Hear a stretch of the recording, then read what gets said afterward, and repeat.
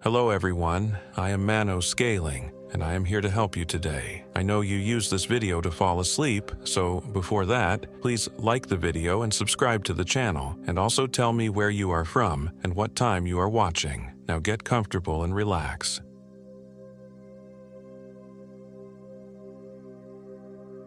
My name is Michael Williams and I am 28 years old.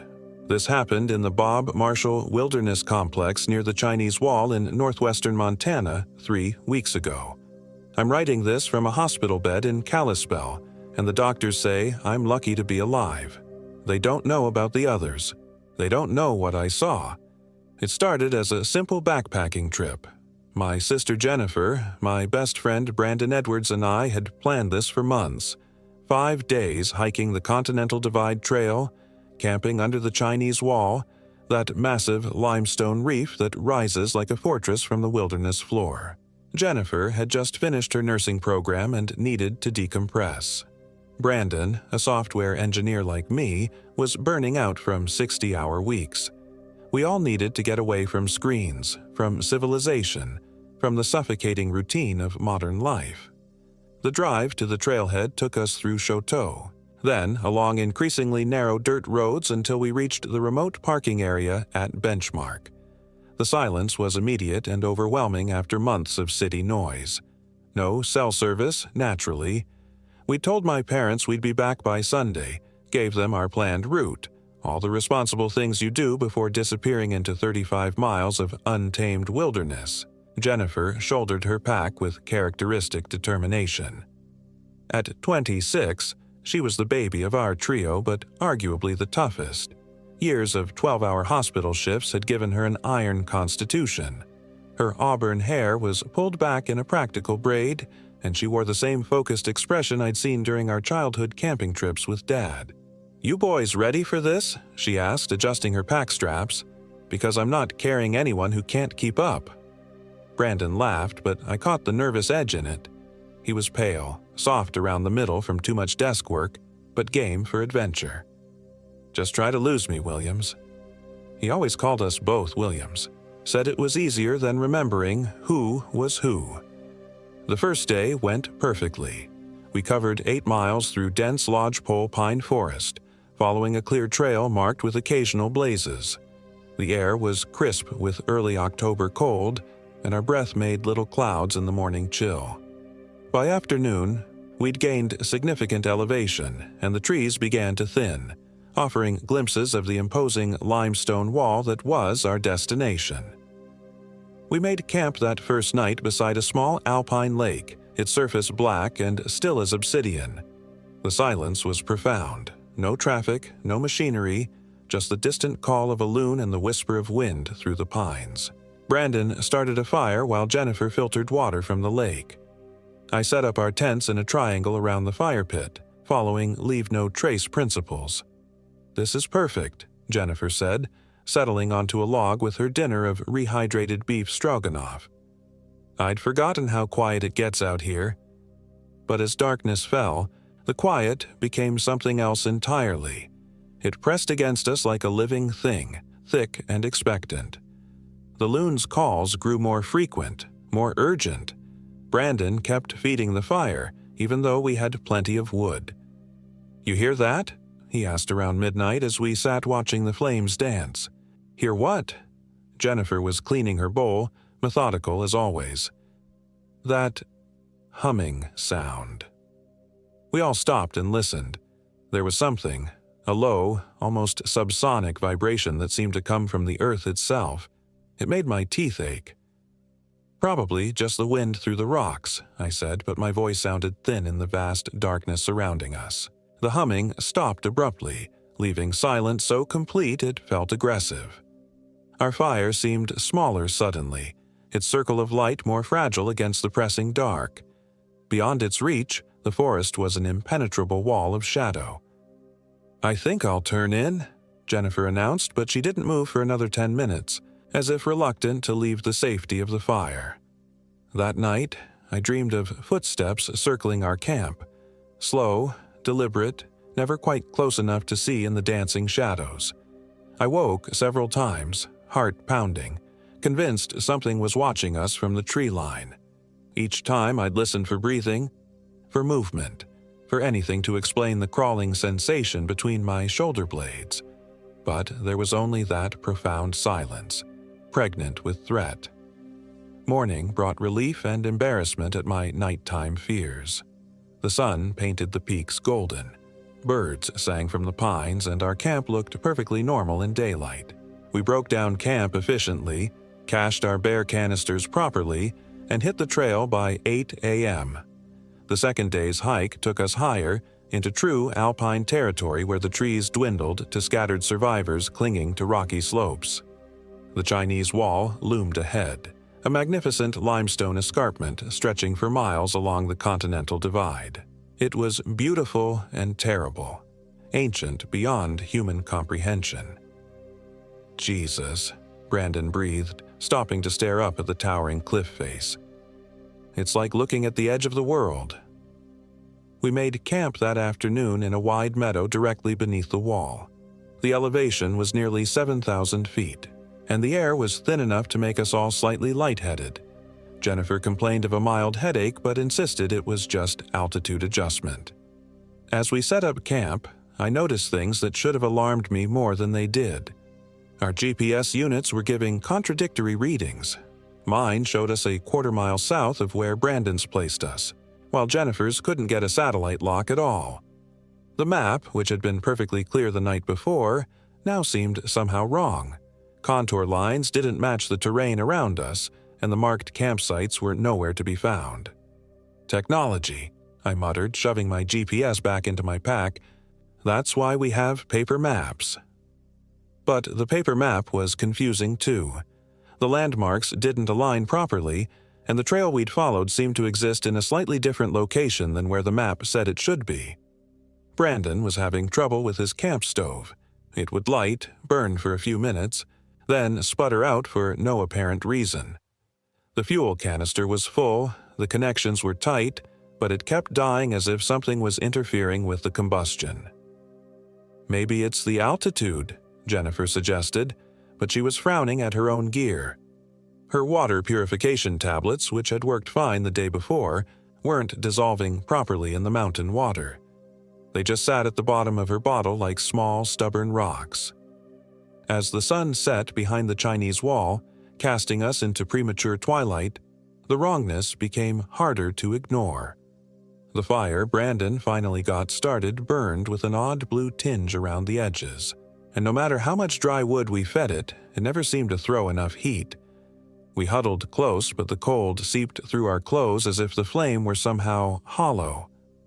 "Did you guys pack differently last night?" Jennifer asked, going through her backpack for the third time. "I can't find my headlamp. I know I packed it."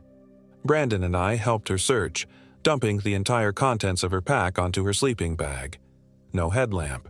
We checked everyone's gear. Somehow we'd lost 3 different items overnight: her headlamp, Brandon's backup battery pack, and my emergency whistle. None of us remembered unpacking them, and we'd all been careful about organization. "Things don't just vanish," Brandon said, but his voice carried no conviction. As full darkness settled over our camp, the silence returned with renewed intensity. It was wrong now, clearly wrong. A high mountain meadow should have been alive with the sounds of nocturnal creatures: owls, small mammals rustling through the grass, the distant howl of coyotes. Instead, there was nothing. Even the wind had died, leaving the air motionless and heavy.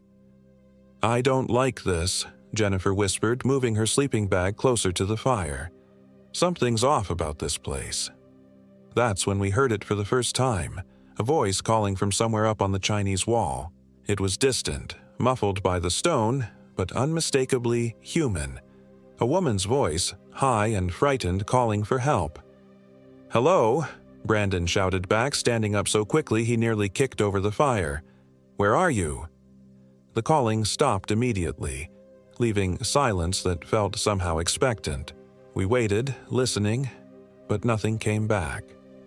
"Should we go look?" Jennifer asked, but she was already reaching for her jacket. Her nursing instincts were kicking in. Someone needed help. "Not in the dark," I said firmly. "We don't know these rocks, and whoever it is, they've survived this long. We'll search at first light."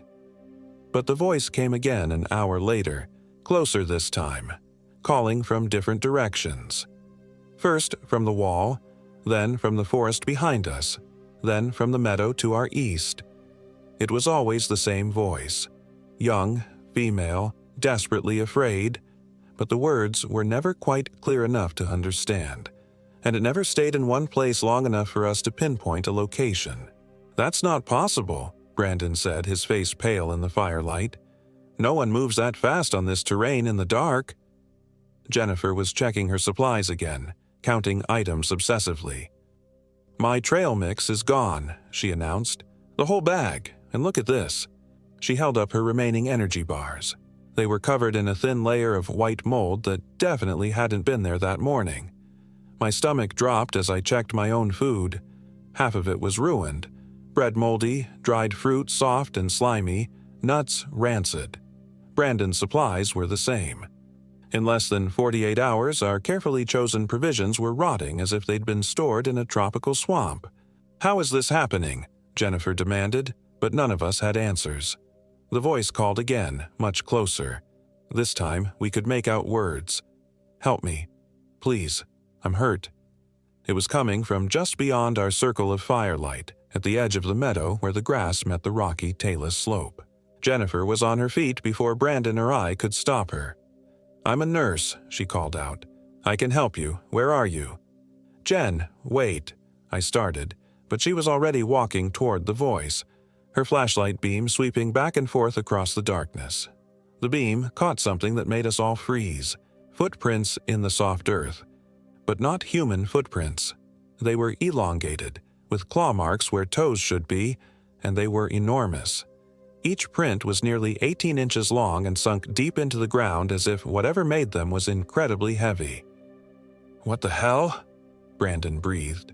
The voice called again, but now it was behind us, back toward the trail we'd hiked in on. Jennifer spun around, her flashlight beam dancing wildly. "There's no one there," she said, but her voice was shaking. "The voice is coming from thin air." That's when I noticed something that made my blood turn to ice. The footprints we'd been staring at. They weren't alone. There were more. Lots more. Forming a rough circle around our entire campsite. We were surrounded by tracks that belonged to no animal I'd ever seen. "Pack up," I said quietly. "Now. We're leaving." "In the dark," Brandon protested. "Mike, that's insane. We can't navigate this terrain without—" "Look around," I snapped. "Our food is rotting, our gear is disappearing, and something is circling our camp. I don't care how dangerous night hiking is. Staying here is worse." But when we tried to pack our gear, everything went wrong. Zippers jammed, sleeping bags seemed to fight back against being stuffed into their sacks, and tent stakes had somehow become welded to the rocky ground. Simple tasks that should have taken minutes stretched into an hour of increasing frustration and panic. The voice kept calling, moving in a slow circle around us, always just beyond the reach of our flashlight beams. Sometimes it sounded like it was coming from directly overhead, as if someone was calling down from the top of the Chinese wall 500 feet above us. Jennifer was sobbing now, fighting with her tent as the fabric seemed to writhe and resist her efforts to collapse it. "This isn't real," she kept repeating.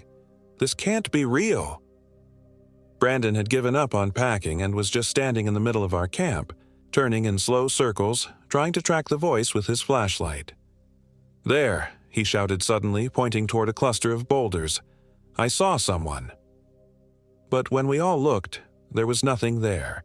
Just rocks and shadow and that oppressive, unnatural silence. That's when the temperature dropped. It happened fast, going from merely cold to bitter, bone-deep freeze in the span of minutes. Our breath came out in huge clouds and frost began forming on our gear despite the fact that it had been a relatively warm evening. "Hypothermia weather," Jennifer said through chattering teeth. "We need shelter. Now."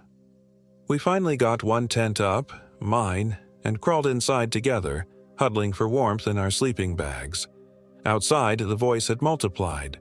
Now there were several of them, calling from different directions, sometimes overlapping into a cacophony of pleading and terror. "Help us. Please help us. We're so cold. We're so hungry." "Don't listen," I whispered. "Whatever those things are, they're not human." But Jennifer was crying quietly into her sleeping bag. "What if they are?" she whispered back. "What if there really are people out there who need help and we're just hiding while they freeze to death?" The voices kept calling all night. Sometimes they sounded like children, sometimes like elderly people, sometimes like our own family members. I could have sworn I heard my mother's voice calling my name around 3 a.m., but I gritted my teeth and stayed in the tent. None of us slept. We lay there listening, jumping at every sound, waiting for dawn. But dawn seemed impossibly far away, as if the night was stretching longer than it should. I checked my watch obsessively. The hands seemed to be moving backward. When gray light finally began to seep through the tent fabric, the voices stopped abruptly. The sudden silence was almost as unnerving as the sounds had been. We waited another hour before venturing outside, afraid of what we might find. The camp was destroyed. Our other 2 tents were shredded, long tears in the fabric as if something with enormous claws had ripped them apart. Our remaining food was scattered across the meadow, and what hadn't been torn apart was covered in that same white mold. Brandon's backpack was hanging 30 feet up in a pine tree, impaled on a broken branch. But worst of all were the footprints. They were everywhere now, crisscrossing the camp, circling our tent, leading off in every direction. Some were the elongated, clawed tracks we'd seen before. Others looked almost human, but wrong. Too long, with the toes bent at impossible angles. "We're leaving," I said, my voice hoarse from the cold night. "Right now. We hike back to the car, and we never talk about this again." Jennifer nodded mutely, but Brandon was staring up at the Chinese wall with a strange expression on his face. "Do you see that?" he asked, pointing toward the massive cliff face. High up on the rock wall, maybe 300 feet above us, something was moving. It looked like a person at first, a tiny figure picking its way along an impossible ledge. But as we watched, it became clear that no human could move like that. It was flowing across the vertical stone face like water, defying gravity and logic. "Brandon," I said carefully, "step away from the wall." But he wasn't listening. He was walking toward the base of the cliff, his neck craned back, watching the thing above us. "It's beautiful," he said, and his voice sounded dreamy, distant. "Can't you see how beautiful it is?" Jennifer and I looked at each other in alarm. Whatever was on the wall, it was affecting Brandon somehow. I grabbed his arm, trying to pull him back toward our destroyed campsite. "We need to go," I said urgently. "Now." "Just a minute," Brandon said, shaking me off. "I want to get a better look." The thing on the cliff face had stopped moving. It was directly above us now, clinging to the stone in a way that hurt to look at. From this distance, it was hard to make out details, but there was something wrong with its proportions. Too tall, too thin, limbs that bent in places where joints shouldn't be. And then it started to come down. Not climbing, falling, but falling slowly, drifting down through the air like a leaf, arms and legs splayed at unnatural angles. As it got closer, I could see that it wasn't quite human. The face was wrong, elongated like a skull that had been stretched, and its skin was the color of old parchment. Its eyes were black holes in the pale face, and when it opened its mouth, I could see rows of sharp, yellowed teeth. "Run!" I screamed, grabbing both Jennifer and Brandon and dragging them away from the wall. But Brandon was fighting me, trying to go back. "Wait," he said, his voice still dreamy. "It's trying to tell us something." The thing hit the ground with a wet thud 20 yards behind us. When I looked back, it was already standing, impossibly tall, at least 8 feet, and moving toward us with a fluid, predatory grace. Its limbs were too long for its body, and they moved independently, as if each arm and leg was controlled by a different mind. "Brandon!" Jennifer screamed, and the sound seemed to snap him out of whatever trance he'd been in. He looked back at the approaching creature and went white as paper. "Oh, God," he whispered. "Oh, God, what is that thing?" We ran. The trail back toward civilization was a nightmare of loose rocks and steep switchbacks, but we didn't care about safety anymore. Behind us, we could hear the thing following, not running, just walking with those impossible long strides that somehow covered ground faster than our panicked sprint. Jennifer stumbled and went down hard, scraping her hands and knees on the rocky trail. I hauled her to her feet, and that's when I saw the blood running down her leg.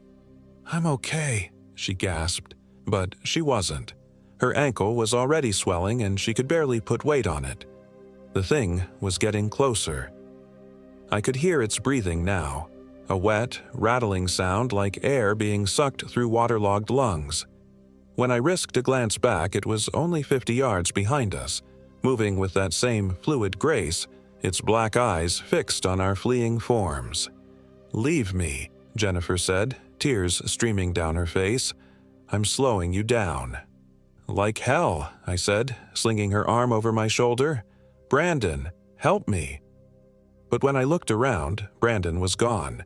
He'd been right behind us, I was sure of it, but now there was no sign of him. Just the trail, the rocks, and that thing still coming toward us with patient, inevitable hunger. "Brandon," I shouted, but my voice just echoed off the canyon walls. Jennifer and I kept moving, but we were too slow with her injured ankle. The thing was gaining on us, and there was nowhere to hide on the exposed trail. I could smell it now, a stench like rotting meat mixed with something sweet and cloying like flowers left too long in a vase. That's when Brandon reappeared. He came walking up the trail from below, moving at a normal pace, smiling. But something was wrong with his smile. It was too wide, showing too many teeth, and it never quite reached his eyes. "Hey guys," he called out cheerfully. "Where's the fire?" Jennifer and I stopped running. The thing behind us had stopped too, just watching from about 30 yards away. It was perfectly still now, unnaturally still, like a statue carved from shadow and bone. "Brandon," Jennifer called uncertainly. "Where did you go?" "Go?" He looked confused, that wrong smile flickering slightly. "I didn't go anywhere. I've been right here the whole time." But that wasn't true. He'd been wearing a blue jacket when we started running, and now he was in his red fleece. His hair was combed differently, parted on the wrong side, and there was something about his eyes. They were the right color, the right shape, but they reflected light differently, like an animal's eyes in headlights. "Brandon," I said slowly, "what's my middle name?" The smile widened impossibly. "Don't be silly, Mike. We don't have time for games." Brandon had been my best friend for 8 years. He knew my middle name was David. He'd signed my birthday cards, "Happy Birthday, Michael David Williams," every year since college. The thing wearing Brandon's face took a step toward us, and I saw that its feet weren't quite touching the ground. It was hovering, just slightly, the way a puppet hangs from strings. "Run," I whispered to Jennifer. "But Brandon." "That's not Brandon." We ran. Behind us, the Brandon thing laughed, and the sound was like glass breaking in a symphony. The real creature, the tall, pale thing, had vanished entirely. But I could hear them both following us now. Footsteps and the absence of footsteps. Breath and the echo of breath. The trail seemed to stretch endlessly ahead of us. We should have been making progress toward the parking area, but the landmarks never seemed to get any closer. The sun was moving wrong too, sliding across the sky too fast, casting shadows that pointed in impossible directions. "Mike," Jennifer gasped, "I don't think we're going the right way." She was right. The trail we were following looked familiar, but it was leading us back uphill, back toward the Chinese wall. Somehow we'd gotten turned around, or the trail had changed, or space itself was folding back on itself. That's when we heard Brandon's real voice calling from somewhere off the trail. "Help!" he screamed, and this time it sounded like him. Really him, not the thing that had been wearing his face. "God, please help me, it's got me." The voice was coming from a narrow canyon that branched off from the main trail. Jennifer and I looked at each other, both thinking the same thing. It could be a trap.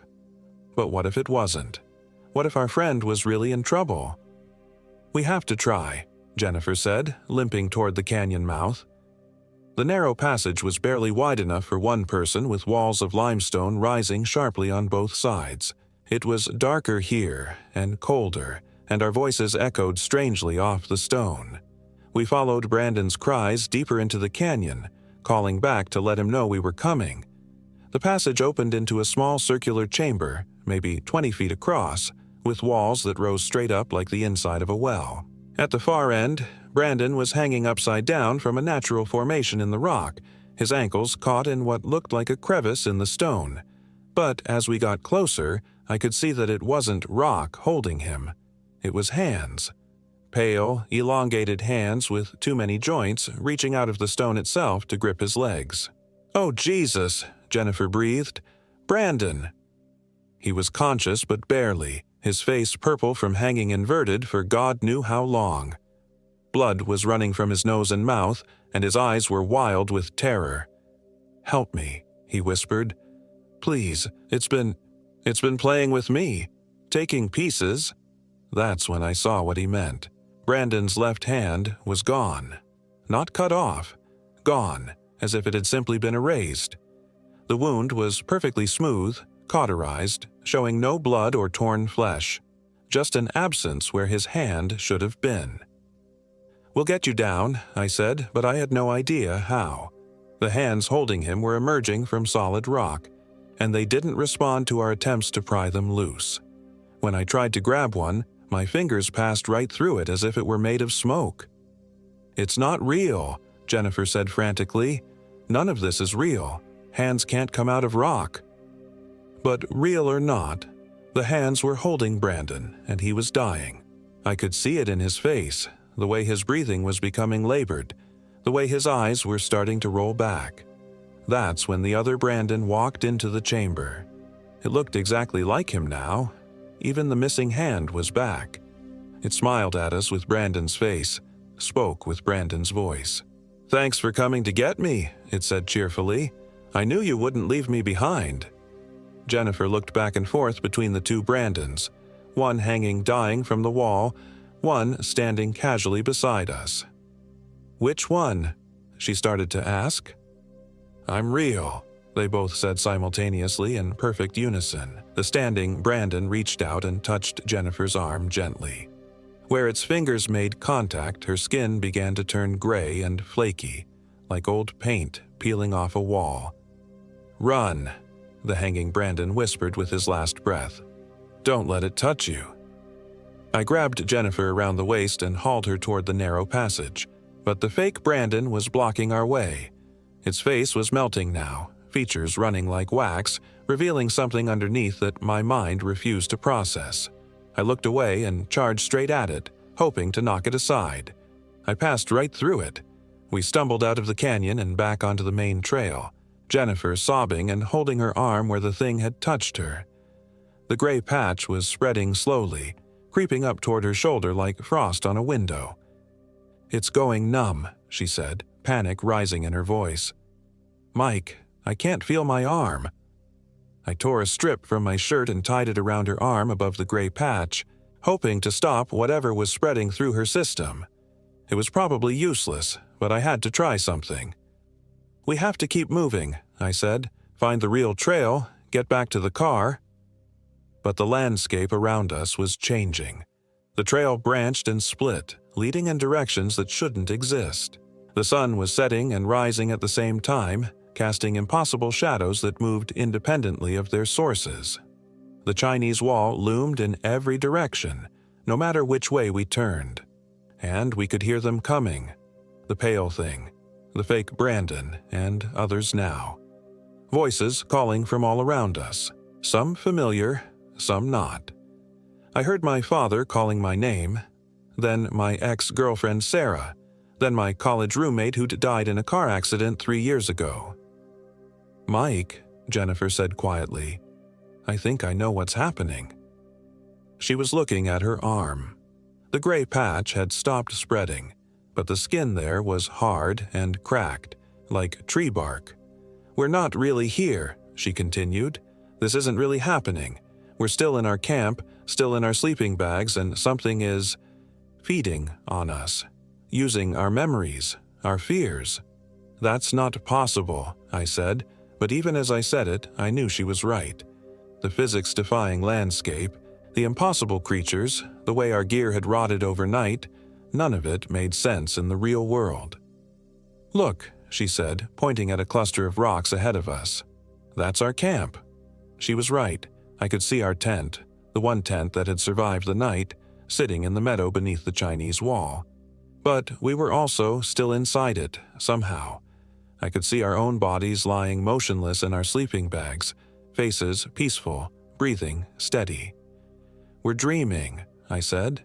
"No," Jennifer corrected. "We're being dreamed. Something else is controlling this, using our minds to create its hunting ground." The fake Brandon appeared beside us, no longer bothering to maintain the illusion. It was tall and pale and wrong, with joints that bent backward and skin like wet leather. When it spoke, its voice was the sound of wind through old bones. "Clever girl," it said, "but knowing the truth won't save you. Your bodies are mine now. Your minds will feed me for days." That's when I understood what we were dealing with. Not a ghost or a demon, but something older, something that belonged to the wilderness itself. A Wendigo, the cannibal spirit that haunted the deep woods, consuming not just flesh but souls, memories, everything that made a person human. "You can't have us," I said, surprised by the steadiness in my own voice. The Wendigo laughed, and the sound made the dream landscape shiver around us. "I already do. Your friend is gone. The girl will follow soon, and you'll last the longest. The strong ones always do." But Jennifer was doing something I didn't understand. She was pulling items from her backpack, items that shouldn't exist in this dream space, a small container of salt from her first aid kit, a cigarette lighter that had belonged to our grandfather, a small silver cross our mother had given her for protection. "Wendigos hate certain things," she said quietly, not looking at the creature. "Salt, fire, faith." She opened the salt container and began pouring it in a circle around us. The Wendigo hissed and stepped back, its form becoming less solid, more like smoke. "Your human superstitions have no power here," it snarled, but it didn't try to cross the salt line. Jennifer lit the lighter and held it up between us and the creature. The small flame seemed impossibly bright in the dream twilight, and the Wendigo actually flinched away from it. "Wake up, Mike," she said urgently. "We have to wake up now, before it gets too deep into our minds." I closed my eyes and concentrated, trying to feel my real body, my physical form lying in the tent. It was like trying to swim up from the bottom of a deep, dark lake. The dream world pulled at me, trying to drag me back down into its false reality, but I could feel it. My actual hands, cramped from cold, my actual back, aching from sleeping on hard ground. I concentrated on those physical sensations, using them as an anchor to pull myself back to consciousness. I opened my eyes in the tent.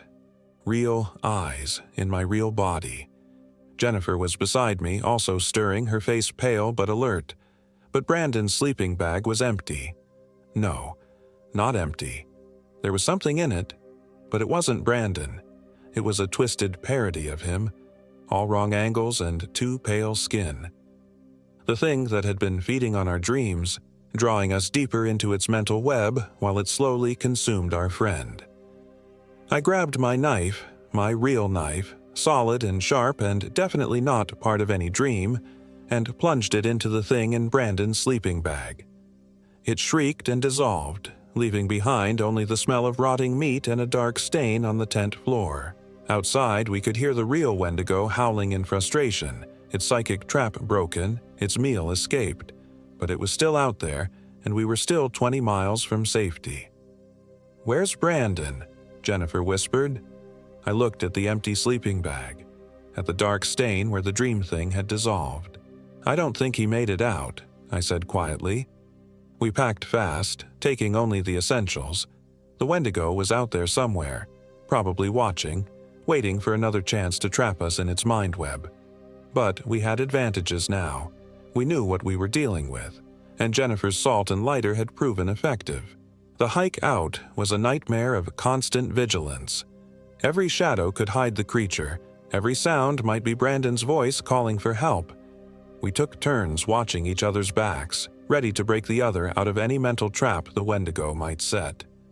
Twice, Jennifer started to wander off the trail, her eyes glazed, responding to voices only she could hear.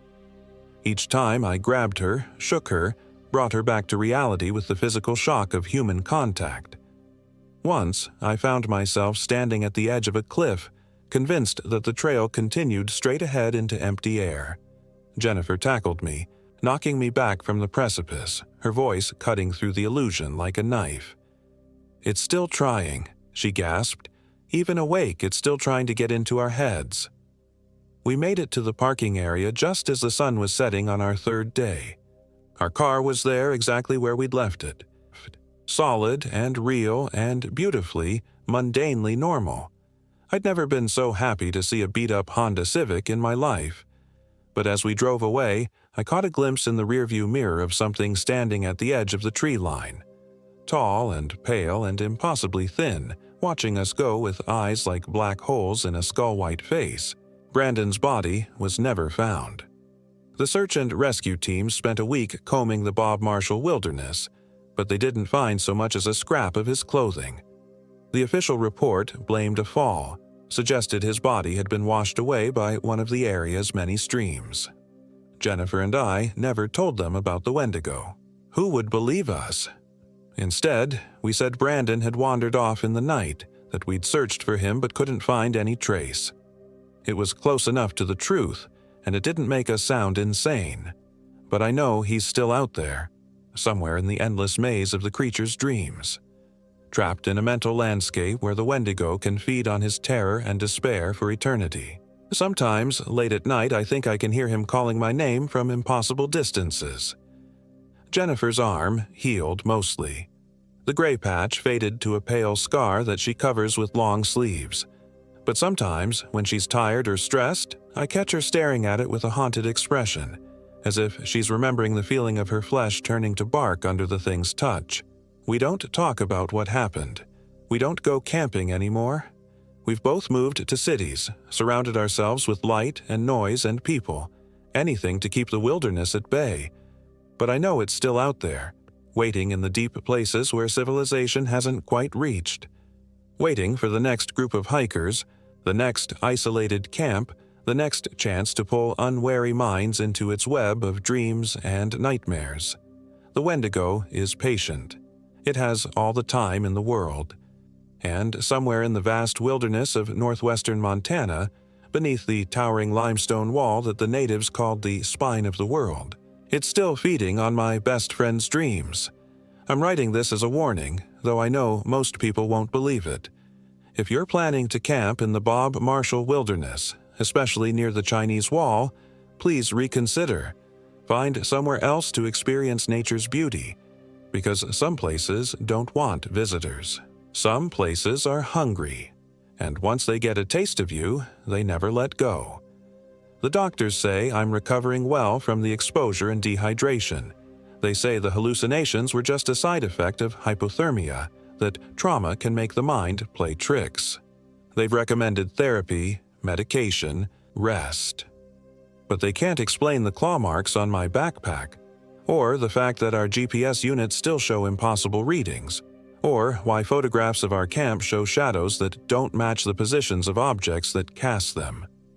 They can't explain why I sometimes catch glimpses of Brandon in crowds, always at the edge of my vision, always smiling that wrong smile. Most of all, they can't explain why I wake up screaming, night after night, from dreams where I'm back in that meadow beneath the Chinese Wall, and something pale and hungry is calling my name from the darkness, promising that next time, it won't let me wake up. I'm leaving Montana. Jennifer and I are both moving as far from wilderness as we can get. Big cities, lots of lights, No place for the ancient things to hide. But I know it won't matter. The Wendigo has tasted us now, has our scent, our psychic fingerprints. Distance means nothing to a creature that hunts through dreams. It's patient. It can wait.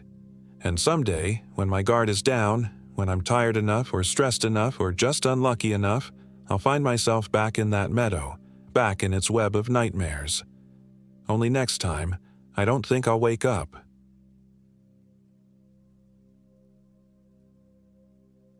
My name is James Anderson, and I am 28 years old. This happened in the remote wilderness of the Cabinet Mountains in northwestern Montana, near the Idaho border, in a place the locals call Hungry Valley, though I didn't learn why until it was too late.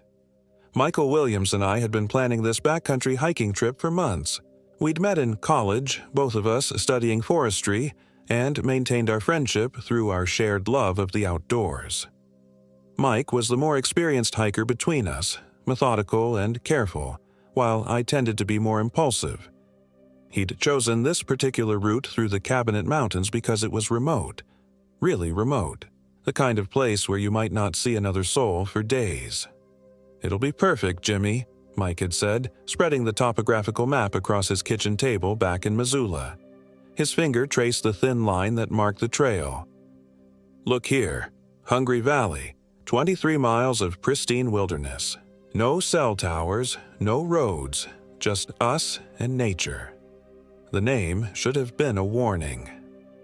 We started our hike on a Thursday morning in late September, when the first hints of autumn were painting the high peaks. The trail began innocuously enough, winding through dense stands of lodgepole pine and Douglas fir.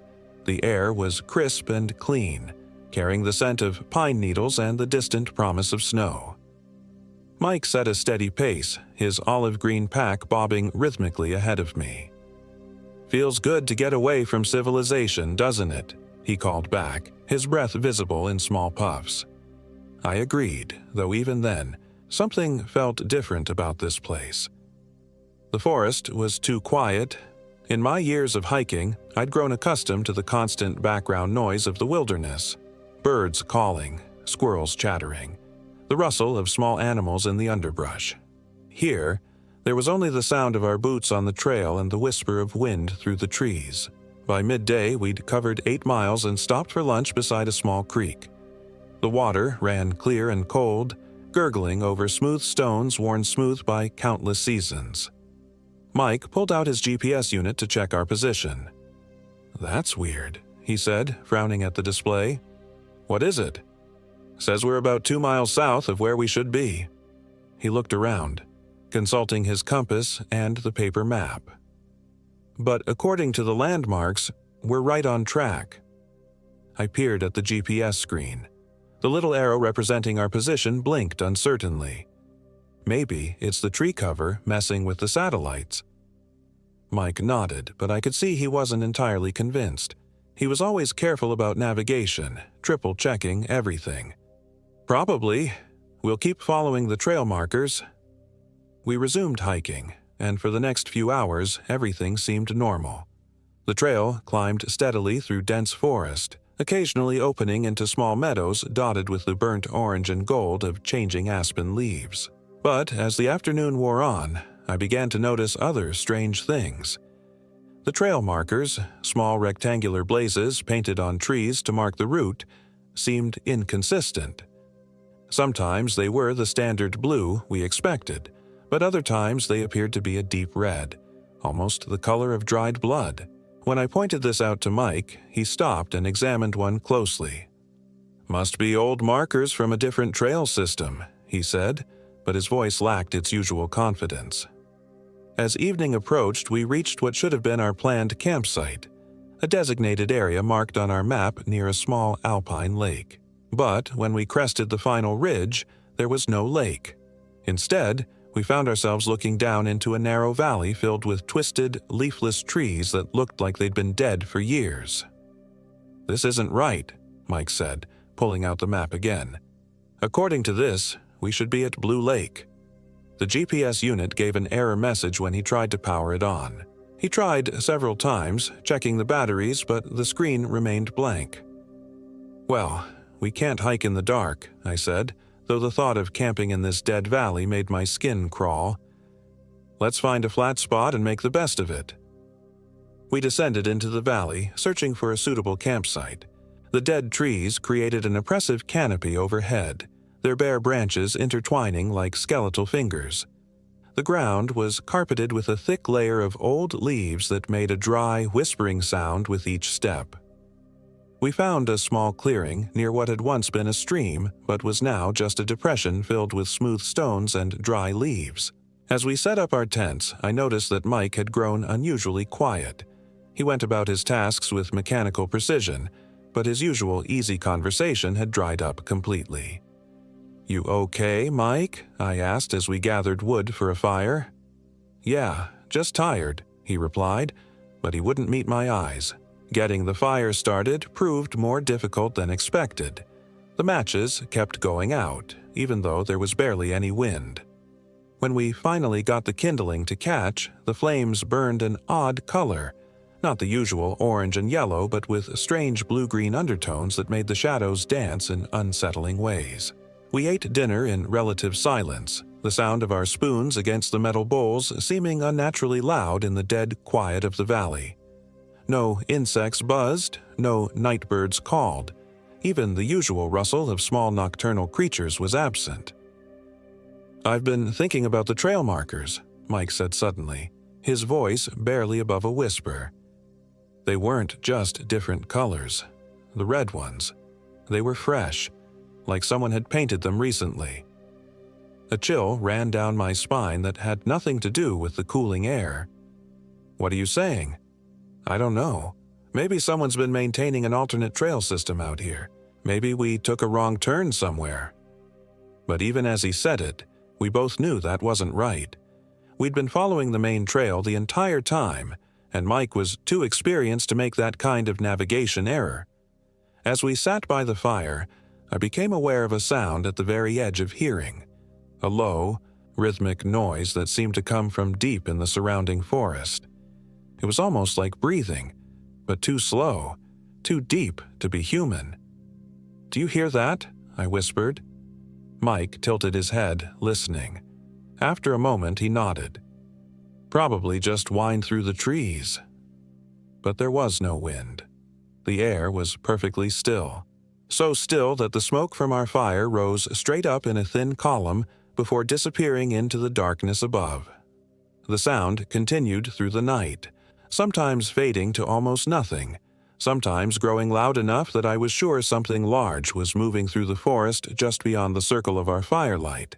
I lay in my sleeping bag, staring up at the roof of my tent, listening to that slow, rhythmic breathing, and trying to convince myself it was my imagination. Sometime after midnight, I must have dozed off, because I was awakened by the sound of Mike's tent zipper. I checked my watch, 3:17 a.m. Through the thin walls of my tent, I could see his silhouette moving around the campsite. "Mike?" I called softly. "Everything okay?" No answer. I could see him standing motionless beside the dead embers of our fire, just standing there in the darkness. The breathing sound had stopped. "Mike!" I called again, louder this time. He turned toward my tent, and in the faint moonlight filtering through the dead canopy, I could see his face. Something was wrong with his expression. It was too blank, too empty. He stared at my tent for a long moment, then turned and walked into the forest. I scrambled out of my sleeping bag and unzipped my tent. "Mike, where are you going?" But he was already gone, swallowed by the darkness between the trees. I grabbed my flashlight and followed, calling his name. The beam of light seemed pitifully weak, creating a small pool of visibility that only made the surrounding darkness seem deeper and more threatening. I found his trail easily enough. His boots left clear prints in the soft carpet of dead leaves. But as I followed the tracks deeper into the forest, they began to change. The boot prints became longer, the stride unnaturally wide as if he'd been stretching his legs with each step. And there was something else. Other marks in the leaves beside the boot prints, like something had been dragging along the ground. The trail led to a small clearing where the tracks simply stopped. I stood in the center, turning in slow circles, my flashlight beam sweeping the perimeter. No sign of Mike. No indication of where he might have gone. It was as if he'd simply vanished into thin air. I called his name until my voice was hoarse, but the only response was the echo of my own voice bouncing back from the surrounding trees. The breathing sound had returned, coming from all directions at once, and with it came another sound. A low, clicking noise like bones knocking together. Panic set in. I ran back to our campsite, crashing through the underbrush, branches tearing at my clothes and face. When I reached our camp, Mike's tent was still there, his sleeping bag still warm to the touch. His pack sat beside the tent, all his gear intact. I spent the rest of the night sitting by the rekindle fire, feeding it constantly to keep the flames high. Every shadow seemed to hide watching eyes. Every small sound made me jump. I kept expecting Mike to emerge from the forest with some explanation. Maybe he'd been sleepwalking. Maybe he'd just stepped away to relieve himself and gotten disoriented. But morning came, and there was still no sign of him. In the cold light of dawn, the forest looked different but no less unsettling. The dead trees stood like sentinels, their bark blackened and peeling as if they'd been burned, though I could see no evidence of fire damage. The ground between them was littered with what looked like bones, small ones, probably from animals, but there were so many of them, scattered like white pebbles across the forest floor. I tried to retrace Mike's path from the night before, but in daylight I couldn't find any tracks at all. The leaves where I'd clearly seen his boot prints were undisturbed, as if no one had walked there in years. I made a difficult decision. I would pack up both our gear and hike back toward civilization to get help. The local authorities would know these mountains better than I did, and they'd have resources for a proper search and rescue operation. But when I tried to leave the valley, I discovered something that chilled me to the bone. Every trail leading out of the valley ended after a few hundred yards in an impenetrable wall of thorny underbrush. I tried 3 different routes, following what appeared to be clear paths, but each one simply stopped, as if the forest itself was preventing me from leaving. My cell phone, which had shown no signal since we'd entered the wilderness, now displayed something even more disturbing. The wrong date. According to the phone, it was still Thursday, the day we'd started our hike, but I was certain we'd been in the valley for at least 1 full night, possibly 2. That's when I started to suspect that something was fundamentally wrong with this place. The dead forest, the impossible geography, the way time seemed to be behaving strangely. None of it made sense according to any natural law I understood. I spent the day trying to find a way out of the valley, but every attempt ended the same way. As evening approached, I returned to our campsite, defeated and growing desperate. I built up the fire again and settled in for another long night, hoping against hope that Mike would return. He did return, just after sunset, but it wasn't really him. I heard footsteps approaching through the forest, slow, deliberate steps that crunched through the dead leaves. I called out, thinking it might be searchers who had somehow found me, but the only response was the continued approach of those measured footsteps. Mike emerged from the tree line, and at first glance he looked perfectly normal. Same clothes, same pack, same familiar face. But as he drew closer, I began to notice the differences. His skin was pale, almost gray in the firelight. His eyes, which had always been a warm brown, now seemed flat and black. And he moved wrong, too fluid, as if his joints bent in ways human joints shouldn't. "Hey, Jimmy," he said, and even his voice was wrong. The words came out slightly too slow, like a recording played at the wrong speed. "Sorry I wandered off. Got turned around in the dark." "Mike, where have you been? I've been looking for you all day." He smiled, but the expression didn't reach those flat black eyes. "Just exploring. This place is interesting." He sat down across the fire from me, and I noticed he wasn't breathing.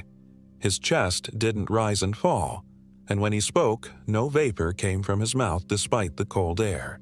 "We should probably head back tomorrow," I said carefully, watching his reaction.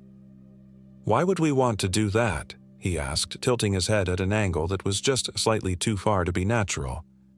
It's so peaceful here, so quiet. Don't you want to stay and explore?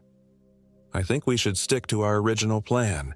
Besides, I'm worried about our food supplies. Mike laughed, a sound like dry leaves rustling. Food? Why would we need food? There's plenty to eat here if you know where to look.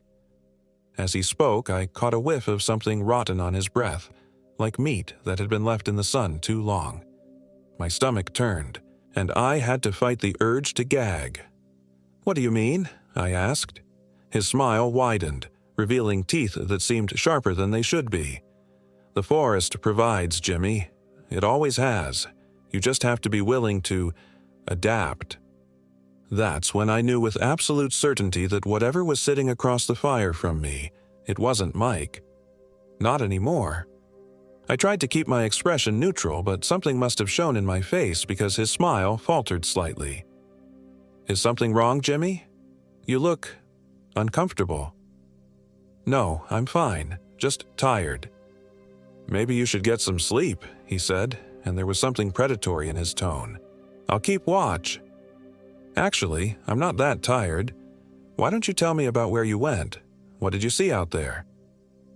For a moment, the thing wearing Mike's face didn't respond. It just stared at me with those flat black eyes, as if it was trying to remember how to be human.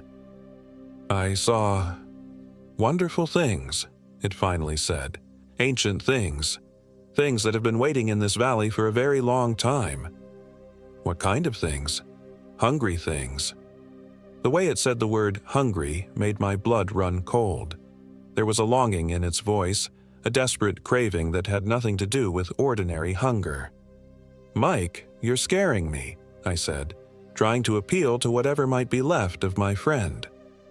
Good, it replied. Fear makes the meat more tender. That's when it lunged across the fire. I threw myself backward, rolling away from the flames as the Mike thing landed where I'd been sitting. It moved with inhuman speed and grace, its limbs bending and stretching in ways that defied anatomy. Where its hands touched the ground, I could hear the bones in its fingers cracking and reshaping. I scrambled to my feet and ran, crashing through the dead forest with the thing that had been Mike in pursuit. Behind me, I could hear it coming, not running like a human would, but moving in great bounding leaps that covered impossible distances. I had no plan except to put as much distance between myself and that creature as possible. The darkness was absolute under the dead canopy, and I ran blindly, bouncing off trees, tearing through thorny underbrush, guided only by terror and instinct. Somehow, I found myself back in the clearing where Mike's tracks had disappeared the night before. I spun around, listening for sounds of pursuit, but the forest had gone silent again. Even my own labored breathing seemed muffled and distant. That's when I heard Mike's voice calling my name. His real voice, weak and frightened. Jimmy, help me, I'm trapped. The voice seemed to come from below, from somewhere underground.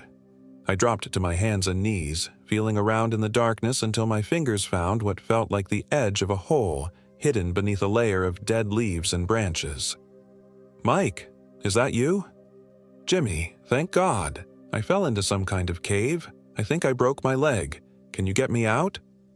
I used my phone's flashlight to peer into the hole. It was deeper than I'd expected, maybe 12 feet down, with rough stone walls. At the bottom, I could make out a figure that looked like Mike, but the light wasn't strong enough to see clearly. Hold on, I'll find a way to get you out, I called down. Hurry, came the response. There's something else down here with me, something that's been watching me. I looked around for anything I could use as a rope, a fallen branch maybe, or some vines. But as I searched, I began to notice inconsistencies in the voice from the hole. Sometimes it sounded exactly like Mike, but other times the tone was slightly off, the cadence wrong. Mike, I called down. What's the name of that girl you dated in college? The one from Montana State?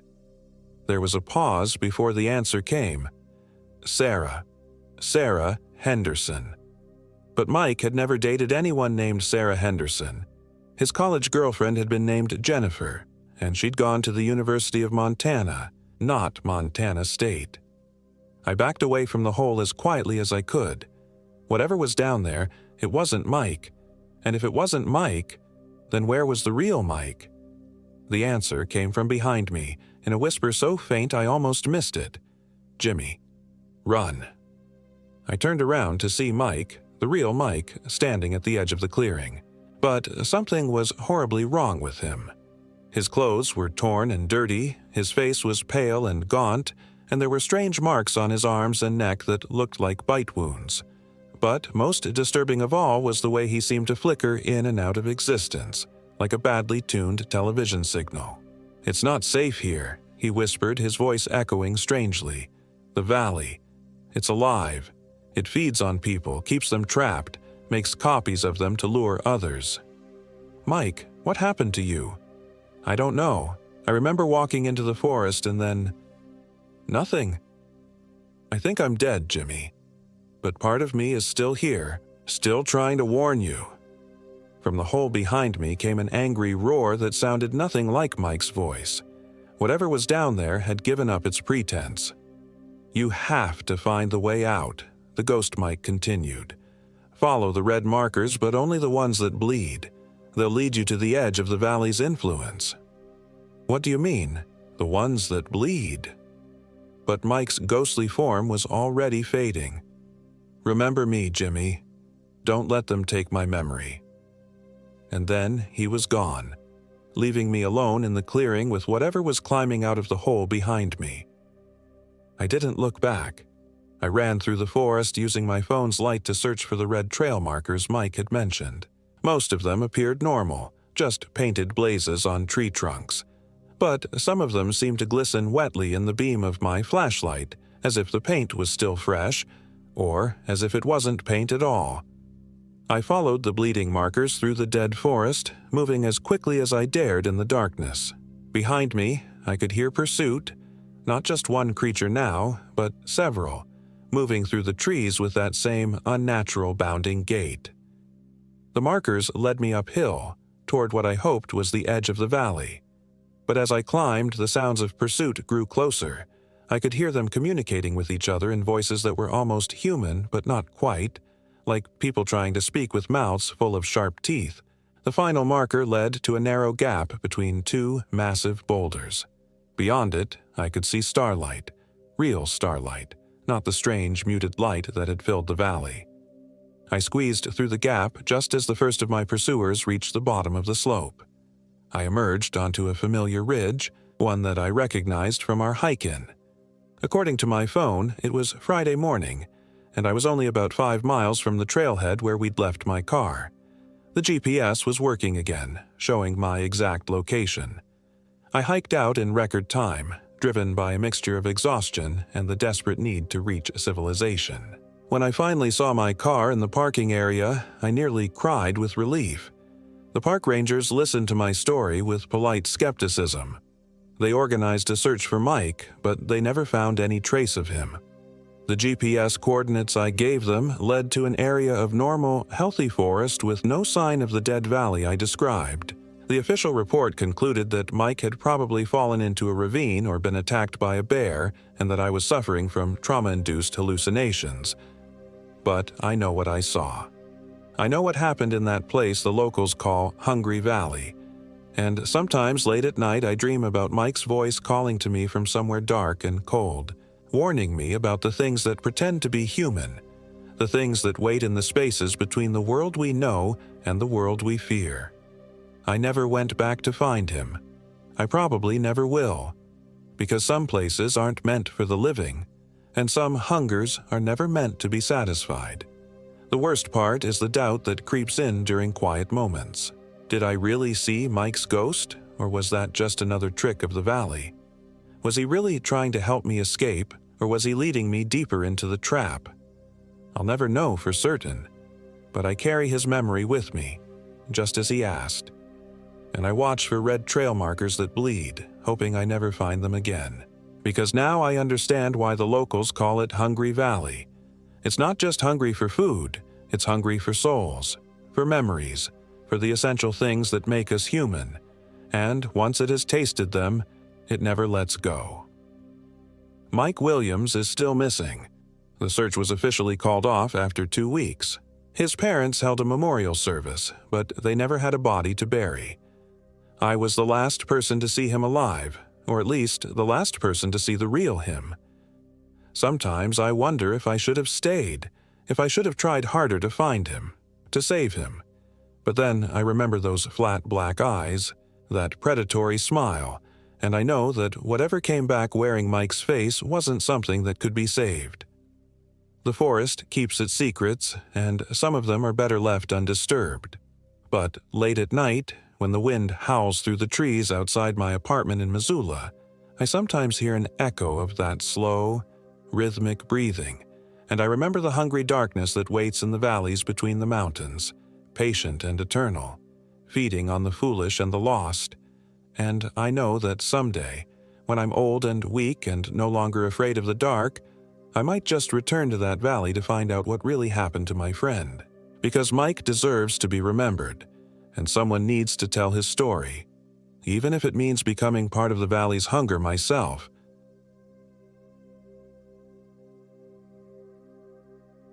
My name is Ryan Nelson, and I am 34 years old. This happened in the Bob Marshall Wilderness Complex in northwestern Montana, about 40 miles southeast of Glacier National Park, in a place the locals call the Hungry Dark. I should have listened to the old Blackfeet man at the gas station in East Glacier when he grabbed my wrist and told me not to go up to Scapegoat Mountain during the new moon. His fingers were like ice through my jacket sleeve, and his eyes held a terror I'd never seen before. But Michael Williams, my best friend since college, just laughed it off as superstitious nonsense. Mike was always the pragmatic one, the one who planned our annual wilderness trips down to the last detail, the one who never believed in anything he couldn't measure or weigh. We'd been making these trips for 8 years, ever since we graduated from the University of Montana. It was our tradition, our way of staying connected despite living in different states, me in Seattle working tech support for a software company, Mike in Denver managing a sporting goods store. Every October, we'd meet up and disappear into Montana's backcountry for a week. No phones, no responsibilities, just 2 guys reliving their college days in the wilderness. This year was supposed to be special. Mike had been going through a rough divorce, and I'd just lost my job to company downsizing. We both needed this trip more than ever. The Bob Marshall Wilderness was perfect. 1.5 million acres of untouched Montana wild, no roads, no cell towers, no civilization for miles in any direction. Just mountains, forests, and whatever was hungry enough to survive the coming winter. We parked Mike's truck at the Benchmark trailhead on a gray Thursday morning in late October. The weather forecast called for clear skies, but the air felt heavy and wrong, like the atmosphere itself was holding its breath. Mike was unusually quiet as we shouldered our packs and started up the trail toward Scapegoat Mountain. Normally, he'd be chattering about gear optimization or wildlife photography, but today he just stared at the tree line with an expression I couldn't read. "You okay, man?" I asked as we crossed the first creek. "Yeah, just thinking about Sarah," he said, referring to his soon-to-be ex-wife. "She always said I loved these mountains more than I loved her." "That's not true." Mike stopped walking and looked at me with hollow eyes. "Isn't it? I mean, look at us. We're 34 years old and we still come out here playing Boy Scouts every year while our lives fall apart back home." I didn't know how to respond to that. He was right in a way. These trips had become less about adventure and more about escape. But that's what friends do. They provide escape hatches for each other. We hiked in silence for the next 3 hours, climbing steadily through lodgepole pine and Douglas fir forests that seemed eerily quiet. No bird calls, no chittering squirrels, no buzzing insects. Even our footsteps seemed muffled, as if the forest itself was absorbing sound. By noon, we'd covered 6 miles and reached our intended campsite near Scapegoat Lake, a pristine alpine tarn surrounded by granite cliffs and talus slopes. The lake was the color of old pewter under the overcast sky, its surface so still it looked like polished metal. Mike set down his pack and pulled out his water filter, but when he knelt at the shoreline, he jerked his hand back as if he'd been burned. "What's wrong?" I asked. "The water," he said, his voice barely above a whisper. "It's warm." I knelt beside him and dipped my fingers into the lake. He was right. The water was body temperature, maybe warmer. In late October, at 7,000 feet elevation, alpine lakes should be ice cold, maybe even starting to freeze around the edges. This felt like bath water. "Geothermal activity," Mike said, but he didn't sound convinced. "Maybe there's a hot spring feeding into it." We made camp about 50 yards from the shore, in a flat area sheltered by a cluster of ancient whitebark pines. Mike seemed to relax a bit as we went through the familiar routine of setting up our tents, hanging our food bags, and gathering firewood. But I noticed he kept glancing at the lake, and he jumped every time a dead branch cracked under his feet. That's when we discovered the first wrong thing. While gathering kindling near the tree line, I found a trail sign that shouldn't have existed. It was weathered and moss-covered, carved into a piece of what looked like driftwood. "Hungry Dark, 2 miles." The letters were burned deep into the wood, as if branded with a hot iron. Below them was a crude carving of what might have been a human figure, though it was impossible to tell if it was dancing or writhing in agony. "Mike, come look at this." He emerged from the trees carrying an armload of dry pine, but when he saw the sign, he dropped it all. "That's not on any map," he said, pulling out his GPS unit. The screen flickered and went dead. He pressed the power button several times, but nothing happened. Shit. Battery must have died. How? You charged it last night. Mike pulled out his phone, which also refused to turn on.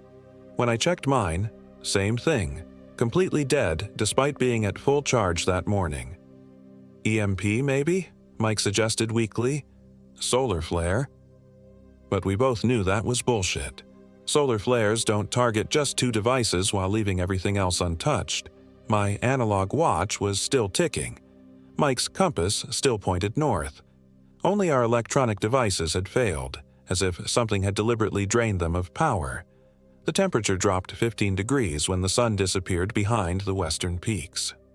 We built our fire in a ring of stones Mike had arranged with almost obsessive precision, each rock exactly the same size and shape. The flames caught easily enough, but the wood burned with colors I'd never seen before, streaks of green and blue dancing through the orange like copper pennies thrown into a campfire. "You ever see anything like that?" I asked. Mike was staring into the flames with an intensity that made me uncomfortable. The colored light played across his face, making his features look alien and sharp. "My dad used to say that spirits lived in fire," he said without looking away. "He said you could see them if you knew how to look."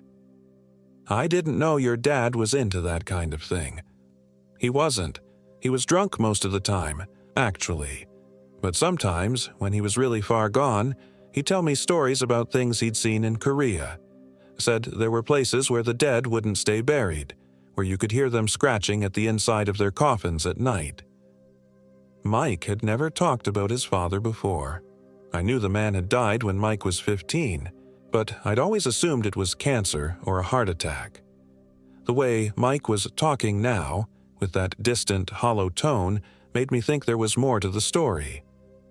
"How did he die, Mike?" Mike finally looked away from the fire, and for a moment his eyes seemed to glow with that same green-blue light.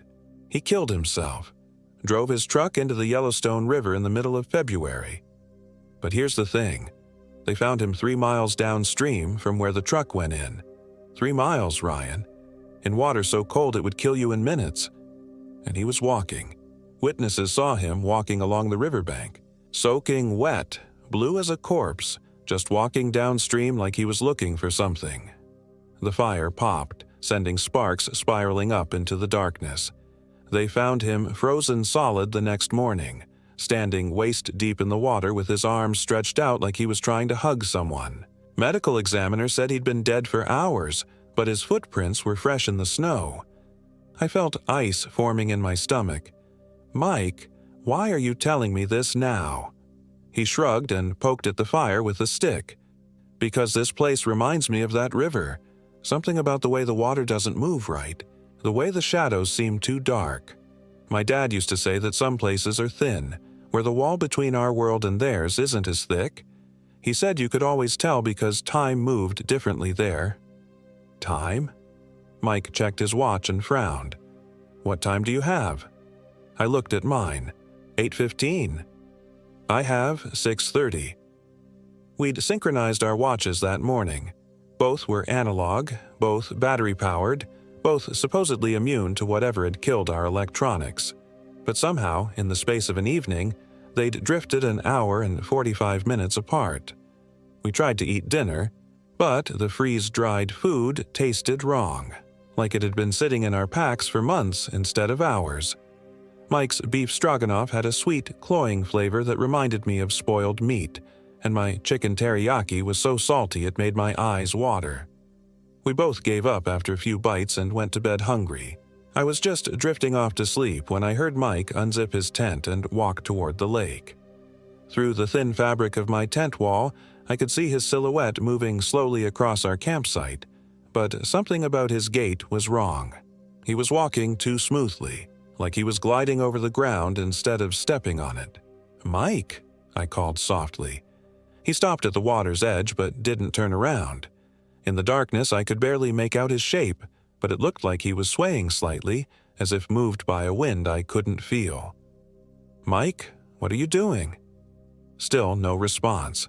I unzipped my tent and crawled out, feeling the cold mountain air bite through my thermal underwear.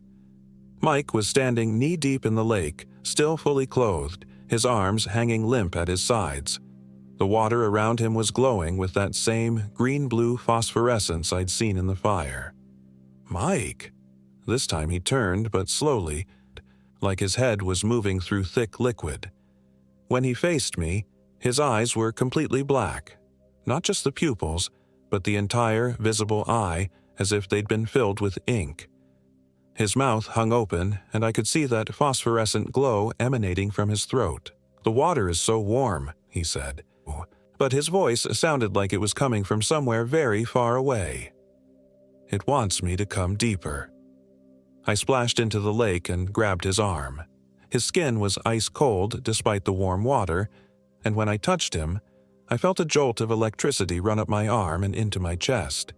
For a moment, I saw through his eyes, saw the lake not as a body of water but as a vast mouth filled with rows of needle-sharp teeth. Saw the mountains not as rock and stone but as the curled spine of something immense and hungry. Saw myself standing on the shore with my own eyes black and empty, my mouth open in a silent scream.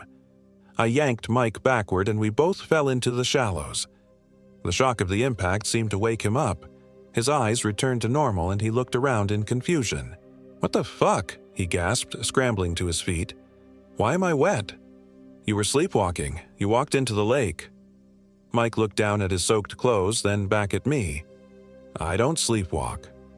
"Well, you did tonight." We got Mike into dry clothes and spent the rest of the night taking turns keeping watch. Neither of us slept. Every hour or so we'd hear something moving in the forest around our camp, not the normal sounds of nocturnal animals, but deliberate footsteps that seemed to circle us at a constant distance, always staying just beyond the range of our flashlight beams. Dawn came gray and cold, with no visible sun behind the wall of clouds that had moved in during the night. We broke camp quickly, neither of us wanting to spend another minute near that cursed lake. The plan was to hike deeper into the wilderness, to a place called Pentagon Creek that Mike had marked on his topographic map. But when he pulled out the map, we discovered the second wrong thing. The map had changed. Pentagon Creek was still marked, but now it was in the wrong direction. North instead of east, and the distance had somehow increased from 8 miles to 15. Worse, there were new landmarks marked on the map that hadn't been there before. Bone Valley, Screaming Ridge, and something called the Hungry Dark, marked with the same crude human figure we'd seen on the trail sign. "This isn't the same map," Mike said, but his voice lacked conviction.